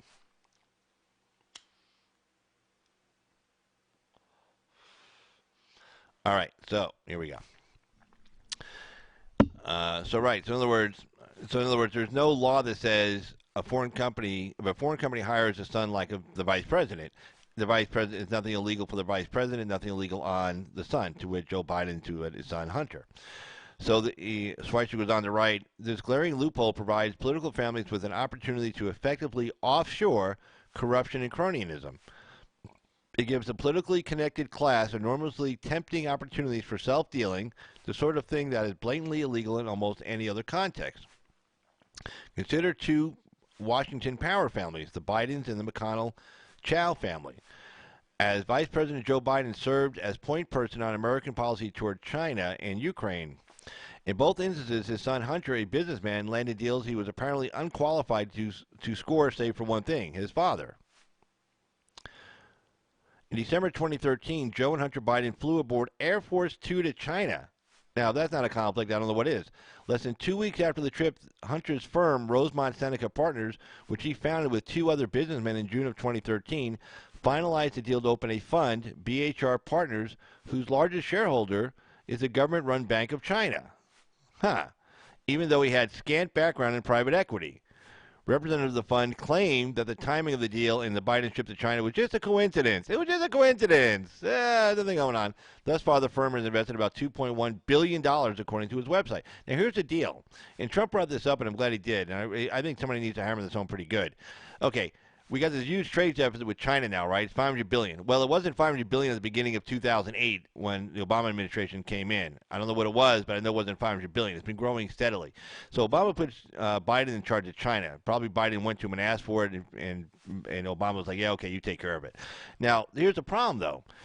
He was supposed to be taking care of China. He was supposed to, making sure that we didn't have a huge trade deficit, that they weren't stealing, our technology from our from our companies. Because our companies were bitching and moaning up to the White House at the time, saying, "Hey, look," and to their senators, "Hey, man, we can't do business in China. They're stealing our technology. They're dumping, products on the market. They're stealing, we got these huge trade deficits running up. Please do something." And so Biden was supposed to do something. Well, the reason why Biden didn't do anything was because the Chinese paid him off. And well, how do they do that? Well, they couldn't just write him a check. No, but they could hire his son's company and give him $2.1 billion in money to play around with. Okay, so there you go. So Biden was like, well, screw the United States, screw the American worker. As long as I'm getting paid through my son, I'm happy. So in trying to disprove a link between the father's powerful position and the son's surprising success, even Goldman Sachs didn't even get that kind of a contract with the Chinese, okay? Goldman Sachs. Nobody on Wall Street got that contract except this idiot.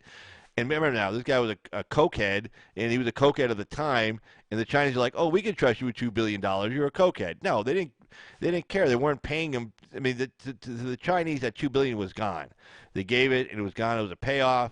And they got what they wanted. They got to run up hundreds of billions of dollars in deficits, got to steal our information technology from us and from our companies.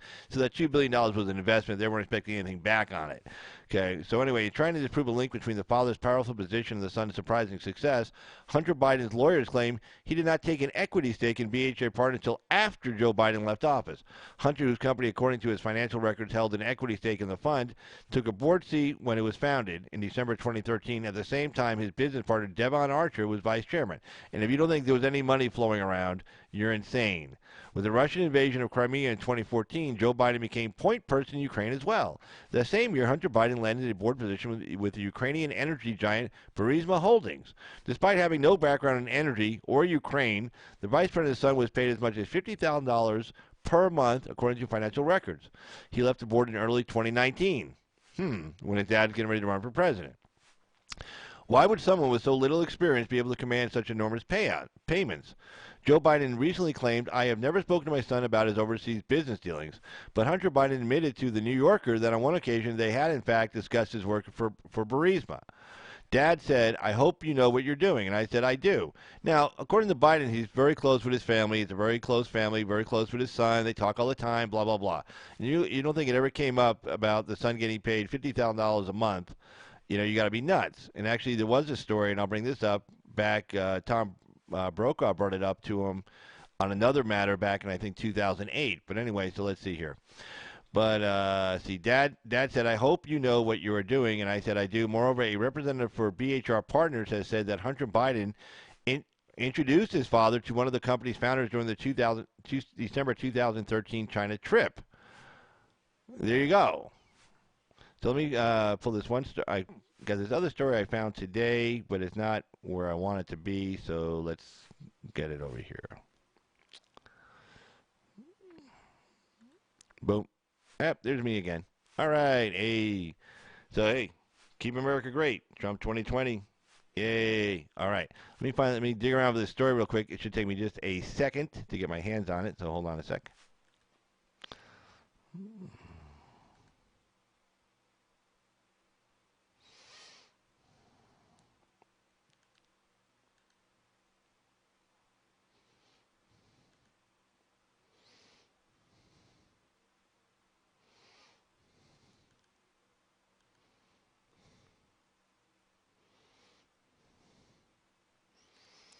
All right, let me just get this here.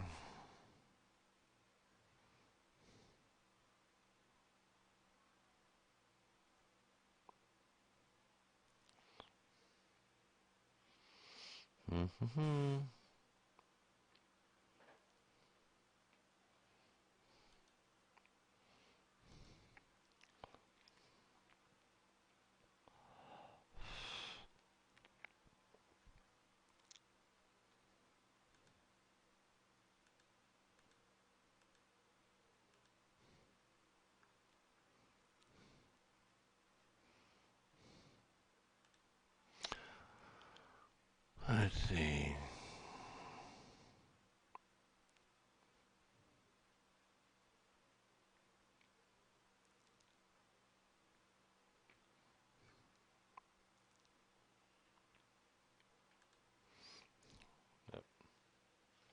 All right. I think I got it. So let's go and take a look at this one here. We'll just cut on over.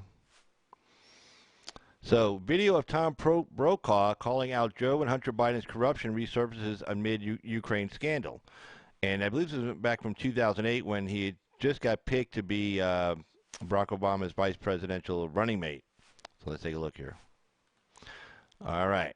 This is from Jessica Kwong from Newsweek, October 11th, 2019. So, in the midst of President Donald Trump's scandal over calling on Ukraine to investigate 2020 Democratic frontrunner Joe Biden, a video has resurfaced of former NBC News anchor Tom Brokaw calling out Biden for conflicts of interest involving his son from more than a decade ago. The video shared last Saturday by Twitter used, whatever his name is, who calls himself a media watchdog, shows Brokaw interviewing Biden on NBC's Meet the Press. And his little tweet here. This is from Ibrahim. Tom Brokaw calling out Joe Hunter Biden's corruption in 2008. So Brokaw questions Biden about the propriety of his support for a law that made it harder for consumers to file for bankruptcy protection during a time when his son Hunter was consulting for a Delaware credit company. And there was Wilmington, Delaware. That's where all the big credit card companies are. Have you ever look at your contract with, your credit cards? They always say, based out of Wilmington. I've been to Wilmington a couple of times. Yeah, all the big office buildings there, except for, the hotels, those are all, credit card company, and, all the credit card reporting agencies, they have their headquarters there. Delaware is very good for business as far as getting sued and stuff. You'll see a lot of times you'll have jurisdictional things on your contract saying that if you want to sue it, you got to sue us in Delaware and Wilmington. That's the venue. That's the jurisdiction. So, yeah. So his dad, of course, totally connected to Delaware, totally connected to the people who run Wilmington or pretty much the credit card companies, okay? So anyway, so Brokaw was questioning Biden, this is back in 2008, about the propriety. And at the time, they were trying to pass that bankruptcy law, which made it harder for people to file for bankruptcy, primarily against credit card companies. The credit card companies, wanted that protection, okay? So Brokaw was questioning Biden about the propriety of his support for a law that made it harder for people, to file for bankruptcy protection during a time when his son Hunter was consulting for a Delaware credit company. Hunter Biden also is a son at the center of the Trump-Ukraine scandal. Brokaw references a Wall Street Journal story stating that Hunter Biden made about $100,000 from the company MBNA, and that the company gave Joe Biden's campaign $214,000. Brokaw added that Joe Biden was, quote, fighting for a bankruptcy bill that MBNA really wanted to get passed through the Senate that would make it harder for other companies to file bankruptcy. Brokaw noted that Barack Obama, who was a senator and not yet president, had opposed the bill. And so Brokaw asked him, in retrospect, wasn't it inappropriate for someone like you in the middle of all of this to have your son collecting money from the big credit card company while you were on the floor protecting its interests? Brokaw asked Biden. Biden's like, absolutely not. My son graduated from Yale Law School. The starting salary on Wall Street is $140K a year as a lawyer. Options he had, Biden added. He came home to work for a bank. Surprise, surprise. No, Biden was a crackhead back in 2008. Hunter Biden. Nobody was going to hire him. You kidding? Nobody was going to hire him to actually do anything serious. The guy was a cokehead, and everybody knew it. So the only way he was going to get a job was going to be from somebody who wanted to buy influence with his dad. So of course he gets a job in Wilmington at one of the credit card companies because their bankruptcy law is going through. Surprise, surprise, he gets a job there when this whole bankruptcy law is going through. And they want to make sure Joe Biden is on board. So they give his son a job and pay him $100,000 as a consultant, mind you. Just give him $100,000. Oh, you're a consultant. I guarantee you he consulted about nothing. Okay, maybe he showed up for a meeting or two just to make it look good. But the business is based out of Wilmington. He lived in Wilmington. And trust me, it's a really small city. I mean, literally, it's a really, really small city. It's not hard to get around. I mean, you literally from his house to downtown, it's probably like maybe 10 minutes. I mean, it's small. Okay, I stayed there a couple of times. Trust me, you could walk. It's one of those downtowns you could actually walk and I mean, and not spend like the whole day walking it. It's that small.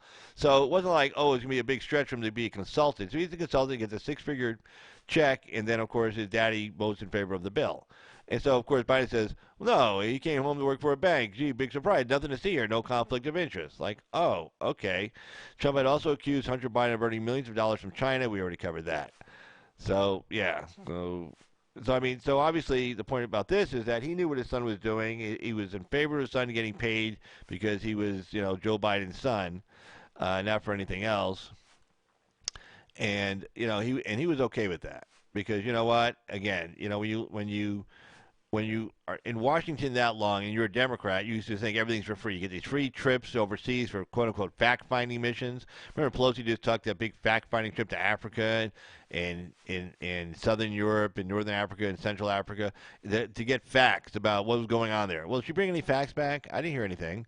Only thing she did on part of the trip, they stopped in Guatemala. They tried to influence an election in Guatemala to vote for this woman who was like the widow of some former president who was corrupt as hell, and she was going to be even more corrupt, and she was against that agreement we signed with the Guatemalans to make them a safe third country.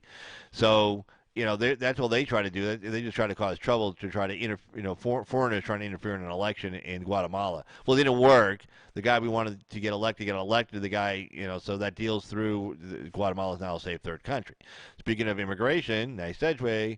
Illegal alien sues because the United States Border Patrol thought he was illegal. Go figure. And guess what? He was, but he's still suing, saying it was a Fourth Amendment violation because they profiled him when they walked up to him.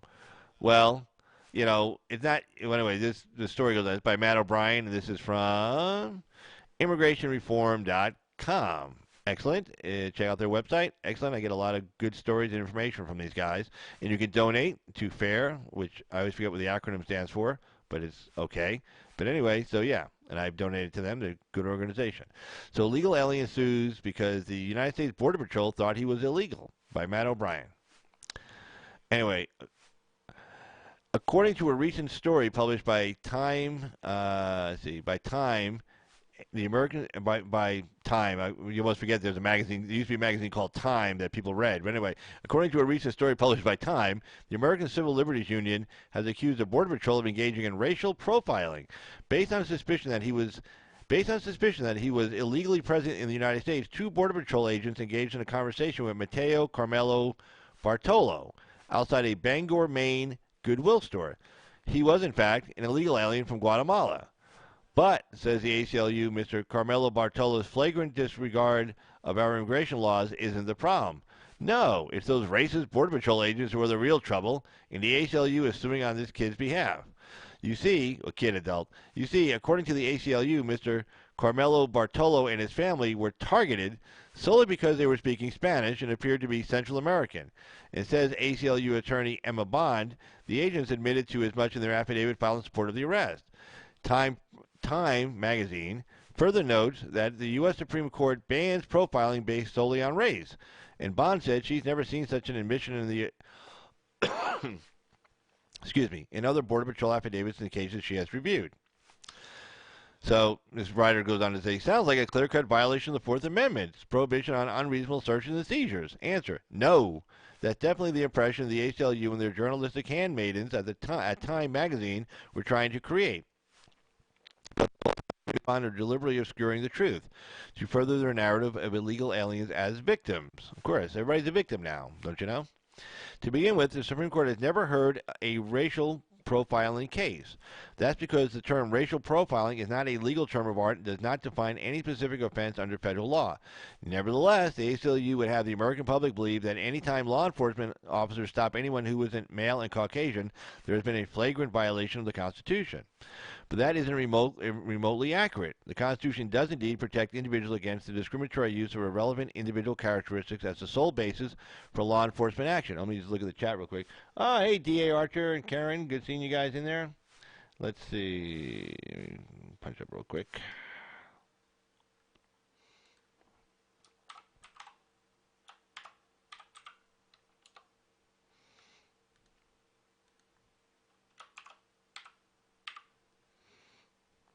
Boom.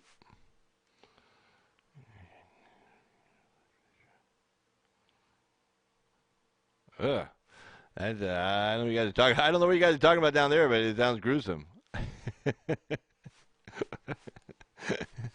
But anyway, it's like maybe I won't look at the chat. It's like whatever you guys are talking about, that's okay. Whatever. Yeah, there you go.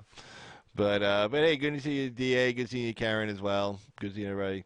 Let's see. So let's take a look here. All right. So so anyway, going back to the story here, the Supreme Court has repeatedly stated that indicia. Okay, hold on. Back to the prior paragraph. But that isn't remotely accurate. The Constitution does indeed protect individuals against the discriminatory use of irrelevant individual characteristics as the sole basis for law enforcement action. However, it does not prohibit law enforcement officers from relying on, let me get it back over here. Let's see. However, it does not prohibit law enforcement officers from relying on observation and experience in ferreting out crime.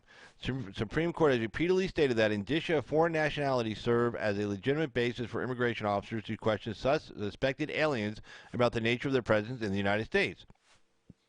In the Supreme Court case of United States versus Martinez-Fuerte, the court held that apparent Mexican ancestry was an appropriate basis for immigration officers at a border checkpoint to refer aliens for secondary inspection. In United States versus Brignani-Ponce, the court held that while foreign appearance alone does not justify a roving patrol stop, it is relevant. It is a relevant factor.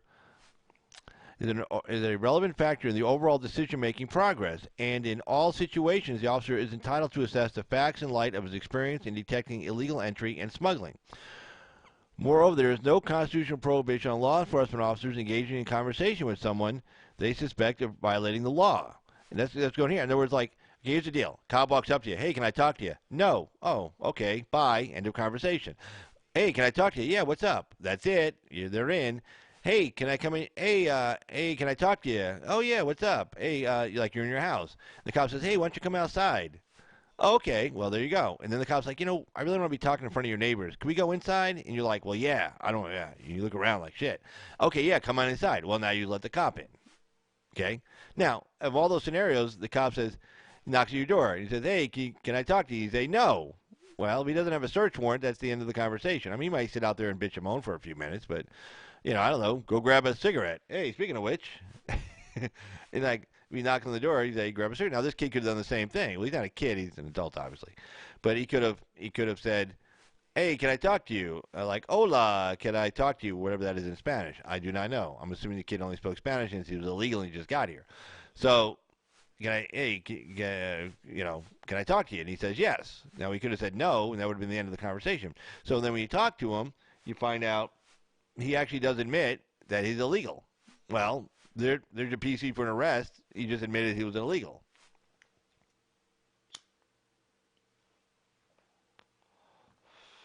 But, you're allowed to, cops can walk up and have a conversation with anybody they want. They can say, are you illegal? And the guy can say no. Or you say, I'm not going to answer your question. And if they don't have probable cause, pretty much, the guy gets to walk away. And that's just the way it is. So anyway, as the Supreme Court held in INS versus Delgado, interrogation relating to one's identity or request for identification by the police does not by itself constitute a Fourth Amendment seizure. So the Fourth Amendment wouldn't kick in. So what really happened in Bangor, it appears that veteran immigration officers assessed the facts in light of their lengthy experience detecting illegal entry and had a conversation with the suspect.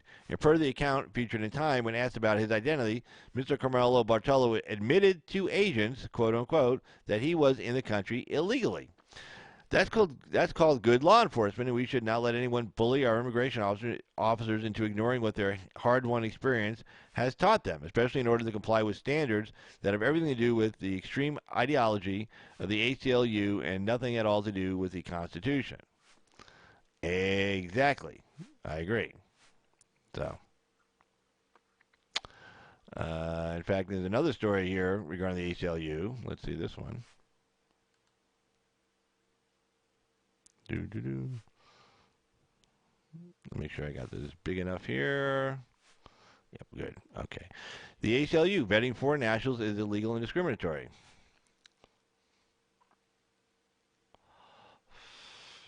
All right. There's also a Matt O'Brien, also of immigrationreform.com. Immigrationreform.com. Excellent site. So, ACLU, vetting foreign nationals is illegal and discriminatory. This is by Matt O'Brien. So let's see what he has to say. Mehdi Astan Hassan is an Iranian national who went to the U.S. approximately 10 years ago to study petroleum engineering. Upon completing his Ph.D., he began teaching at the University of North Dakota and applied for a green card. United States Citizenship and Immigration Services denied his application for fraud and terrorist affiliations. When applying for a student visa, he had failed to disclose his service in the Iranian Air Force. He was also a member of a paramilitary group called the Baji. The Bajis was recently designated as a terrorist organization by the U.S. and has been implicated in multiple human rights abuses. Radio Farda notes that Baji members have a reputation for beating up people who oppose Iran's theocratic regime and has been responsible for killing dozens. Mr. Adis Dasan has now made national news because, according to CNN, he was a victim of a shadowy federal program that is ensnaring thousands of Muslim immigrants. That program is called CARRP, CARP, which is an acronym for Controlled Application Review and Resolution Program. The ACLU is representing Mr. Asha Hassan in a lawsuit which claims that CARP is discriminatory and illegal. That assertion is a stretch. In reality, CARP is simply a set of vetting guidelines used by U.S. Citizenship and Immigration Services to conduct background checks on applicants for immigration benefits. CNN summarizes the CARP process as follows. CARP basically works in 4 stages.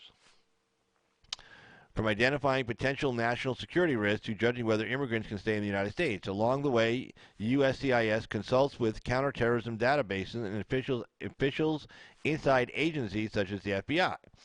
So, in essence, USCIS would like to know if a foreign national who has filed an immigration application is a terrorist, a spy, or a member of an international crime organization, and it uses a structured investigative process to do so. There doesn't seem to be anything particularly shadowy or opaque about that.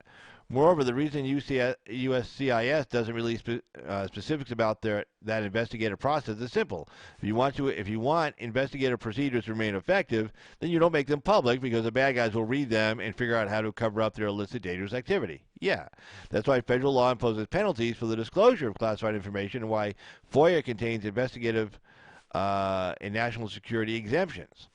To anyone living in a post-9/11 America, none of that should be remotely shocking. In fact, the vast majority of Americans feel that the most basic function of government is to protect them from crime, terrorism, and foreign invasion. The ACLU and the corporate media disagree. They believe that United States Customs and Immigration Services exists solely to rubber stamp any application filed by any foreign national, and they think that any kind of immigration enforcement is inherently racist. And for Mr. Austin Hassan, he hasn't been the victim of anything other than good vetting practices that caught his terrorist affiliation and his own failure to disclose service in the foreign military that is overtly hostile to the United States. Yeah, I mean, there you go.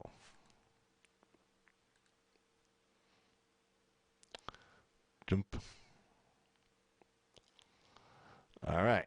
So this is an opinion piece, again, from the Washington Examiner by Byron York, the actual editor of the Washington. Hold on. There we go. All these commercials. Washington Examiner, I mean, a lot of these online publications, and I'm a subscriber. I pay for the subscription. I shouldn't get so many damn commercials on these sites. But you do anyway, so there you go. Let's see if I can just drop that down so we can look at all of it. So,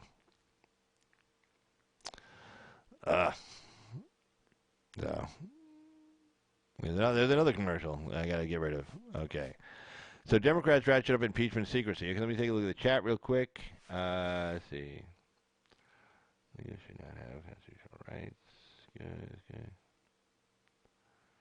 All right, Bernie. Yeah, have a good one, Bernie. Hold on. Let me say good night to Bernie here.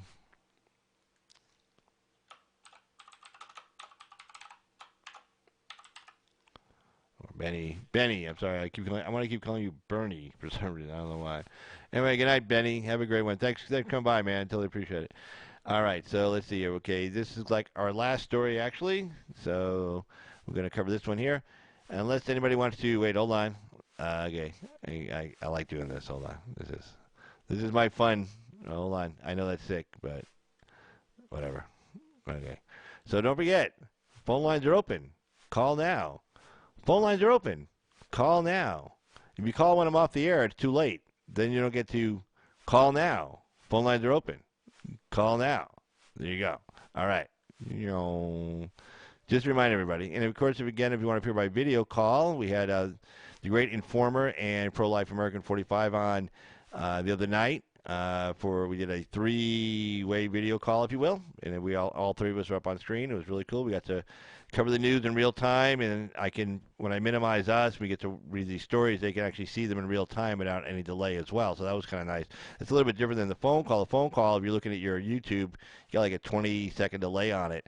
But if you're on the video call with me, we can actually look through the screen at the video call and see what's actually on air at the same time. So it was really good to be able to read the articles together and stuff like that. So anyway, let's take a look here. And Democrats ratchet up impeachment secrecy. Yeah, this is kind of stupid. So a week ago, House Republicans complained that Democrats imposed excessive secrecy on interviews conducted as part of the drive to impeach President Trump. Now the situation appears to have gotten worse. You didn't think it could get any worse. Friday's interview of Maria Yovanovitch, the former U.S. ambassador to Ukraine, marked a new low point, as Republicans see it, in Democratic efforts to keep impeachment information out of public view. Yeah, well, what happened was they brought that one guy in, Volker, right? And he testified publicly or privately, and it didn't go so good. And then before that, they had, what's his name, Lewandowski on, and and he just ate him up like they weren't standing there. I mean, he was making fun of him and stuff. And that one congresswoman from Texas, because Nadler goes, well, you can answer a question. He goes, what question? She didn't ask a question. Was there a question? She goes, I asked a question. He goes, no, that was just a rant. That wasn't a question. He asked Nadler, tell me what the question was. I'll answer it. But if you can find a question in the middle of that rant, please let me know. So they don't want that to come out. So they're going to hold everything in secret. Then they're going to just leak out selectively what they want to leak out. Like the guy says, like, say, 3 paragraphs worth of stuff. And in the context of it all, it's like, well, that's not bad. But they pull this one sentence. Oh, and Trump, blah, blah, blah. It's like, oh, look, they'll leak that out to the press. And, like, that'll be the headline. It'll be on MSNBC. The walls are closing in. The noose is getting tighter. The ship is sinking. What was the other one? Walls are closing in. The noose is tightening. I always forget that there was a third one that was classic. I forget it. But I can't believe it. The other night I heard it. It was Friday night. I was watching MSNBC. Yes. And one of the ladies on there is so-called attorney, whatever. She said, yes, the walls are closing in. And I'm like, I just started laughing. I'm like, oh, my God, the walls. I mean, I've heard that, like, October? It's been like 6 months since I heard that phrase, the walls are closing in, during Mueller's investigation. And they said that every Friday night, the walls are closing in, the noose is tightening, and this other third saying. If everybody can remember the third saying, please let me know. Make me want to smoke. Yeah, freedom. Smoking. Hey, freedom. Smoking is cool. The cool people smoke. If you don't smoke, you're not cool. Remember that. If you want to be cool, like Carl's opinion, light one up. There you go. But anyway, so yeah, they don't want that disaster. They don't want another Lewandowski. So they keep everything in secret, leak stuff out selectively, make the big headlines. Then everybody can say the walls are tightening, the walls are closing in, the noose is tightening, and the water is rising. I don't know. There was another good saying. I can't remember what it was.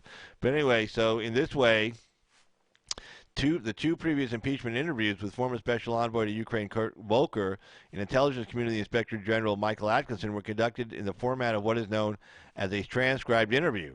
Representative Adam Schiff, who is running the Democratic impeachment effort, which he should not be doing, decreed that transcripts need not be released to the public. At the same time, there were no heavily restrictive rules on what would happen should any member of Congress acting from memory reveal things that were said in the interview.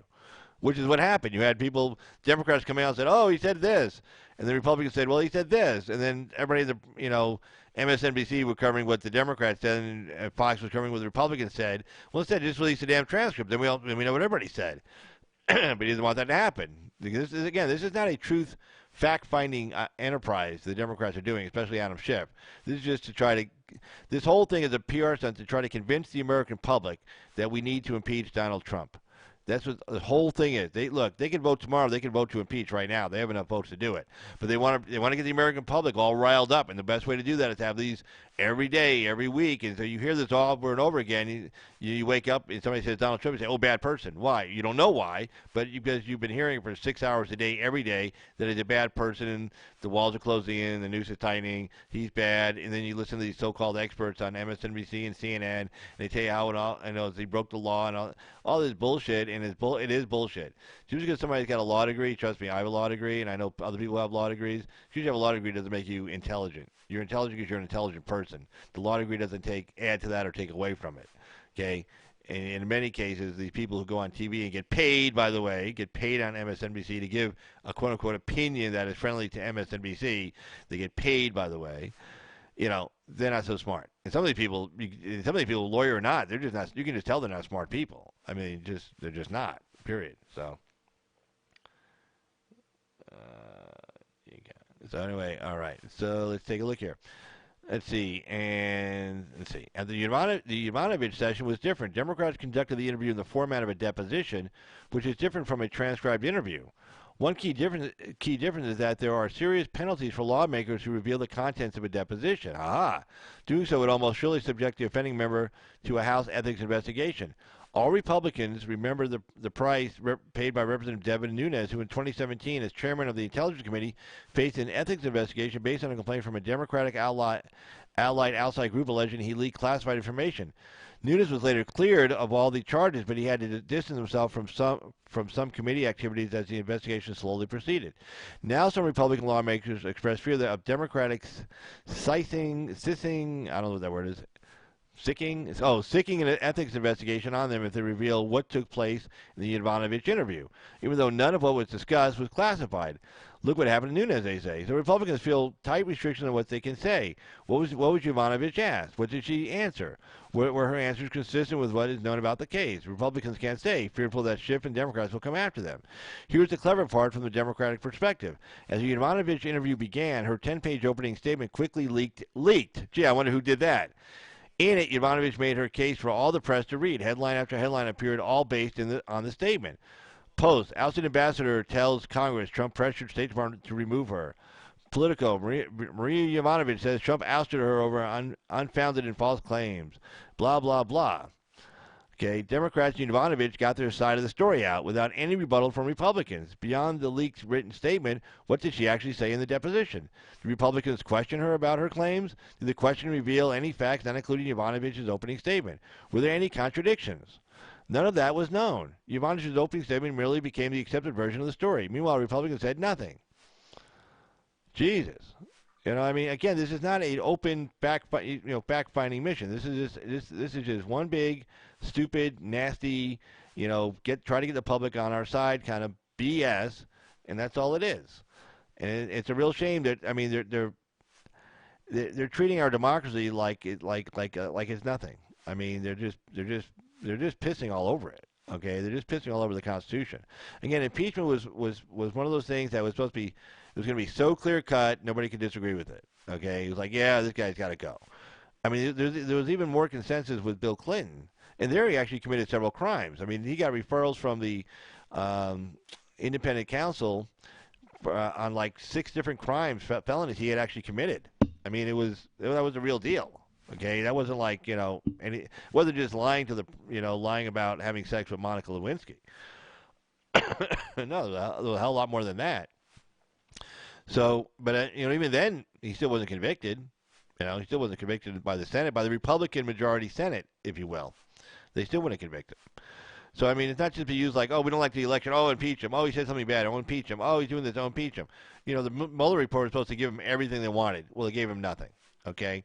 And Schiff lied the whole time. Oh, I've seen the secret evidence where he colluded. Really? What is it? Oh, I can't tell you the secret. Well, obviously, he must have seen something Mueller didn't see because Mueller said there was no evidence of it. So, and that's who's running the show right now. And they're making a mockery of our Constitution, making a mockery of the House of Representatives, and trying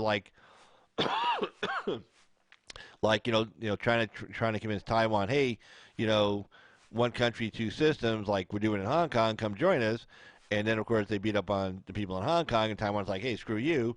Democrats are like, oh, no, if you elect us, we're not going to do impeachment. We're not, that's not really, we're trying to build infrastructure. We're going to take care of your, remember, they ran on prescription medication and health care. Oh, we're going to take care of health care and prescription medication and infrastructure and jobs. And, of course, they haven't done anything since. Nothing coming through Congress right now. It's just all this impeachment crap. They're not getting anything done because they don't want to get anything done. And that's the sad part too. There's some things that could get done. Trump's reached out for him on prescription medication. He's reached out to them rather on health care. He's reached out to them on immigration. He's reached out to them on all kinds of stuff. And they're not calling back. Because why? Because they don't want to give Trump a win on anything right now. Because if they give Trump a win, then he can say, hey, look, I just passed this. I just signed this. Well, they don't want to do that. They don't want to make them look good. So meanwhile, the rest of us have to sit around and wait for some of these laws are needed. It'd be nice to have something figured out with health care. It'd be nice to have something figured out with prescription medication or immigration or something that could help the American people. But they don't care about helping the American people. They just want to get rid of the bad guy because he's bad. Why? We still don't know. But I'm sure we'll find out later. But nonetheless.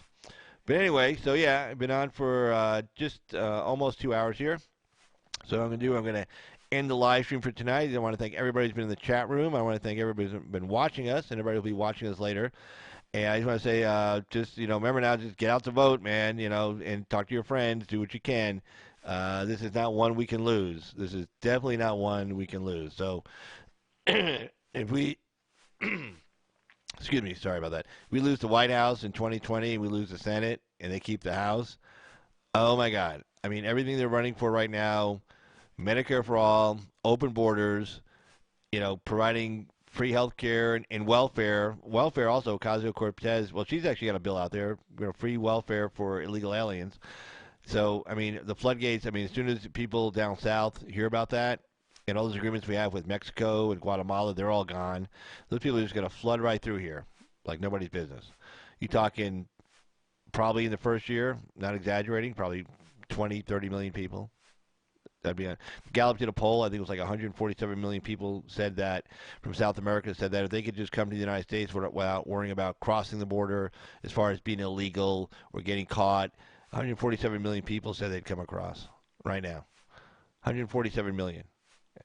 We can't handle that. That's almost 50% of the population of this country right now. We can't handle that. We don't have those jobs. What are they going to do for a living when they get here? Nothing. And then, of course, they're giving them free health care and free welfare, Section 8 housing, EBT cards, food stamps. Where's the money going to come from? You have to raise taxes. Do that, U.S. money's leaving. People say, well, we taxed corporations high in the 1950s.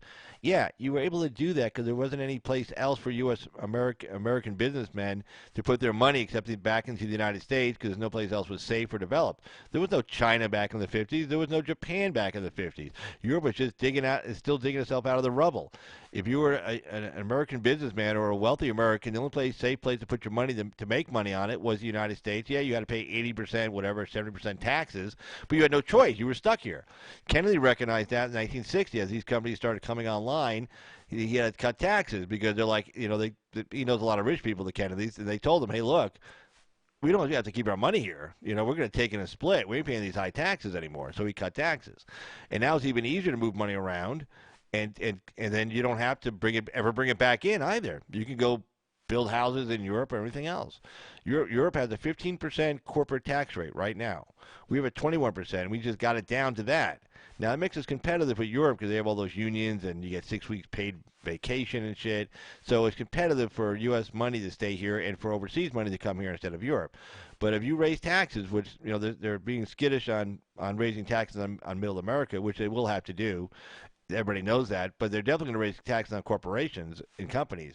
They raise taxes on those corporations. They raise it back up to where it was, where it's much more profitable to go to Europe or Southeast Asia. Those companies are gone, and those jobs are gone with them. The 500,000 manufacturing jobs that President Trump has brought back into the country, those are gone. And then a lot more leave with those. They're gone. And that's back to high unemployment. And then you're going to have, out of control unemployment. You're going to have a big problem there. You're going to have a slowdown in growth. You're going to have increased government spending. Increased government spending is going to lead to inflation. It's going to lead to higher interest rates. It's going to be this one big circular big mess. But they don't care. They don't care. They don't care whatsoever. So, anyway, remember that. Okay, so we got to stay strong on here. You get a Trump rally in or around your. I mean, close by means I'm talking. You got a Trump rally within like say 4 or 5 hours of where you live. You go to that thing. Okay, you go to that. Okay, you get out there and you show the flag. And if you can't get in, they got the big jumbotron set up outside, and it's safe. You know, Minneapolis, well, idiots, but pretty much it was safe. You know, if you don't want to engage with anybody, you don't have to. You know, they're going to keep you safe. The cops aren't going to let anybody bother you or anything like that. And they're a lot of fun to go to. I've been to 2 Trump rallies myself, and there's a lot of fun, definitely worth going to. So if you get one within like 3 or 4 hours of where you live, get to it, go have some fun, and show the flag, show the hat, if you will, you know, the red hat, whatever you can get your hands on. So anyway, again, I want to thank everybody again who's been in the chat, and everybody's been watching. And for Carl's opinion, this is Carl. Have a great night. Take care. Bye-bye.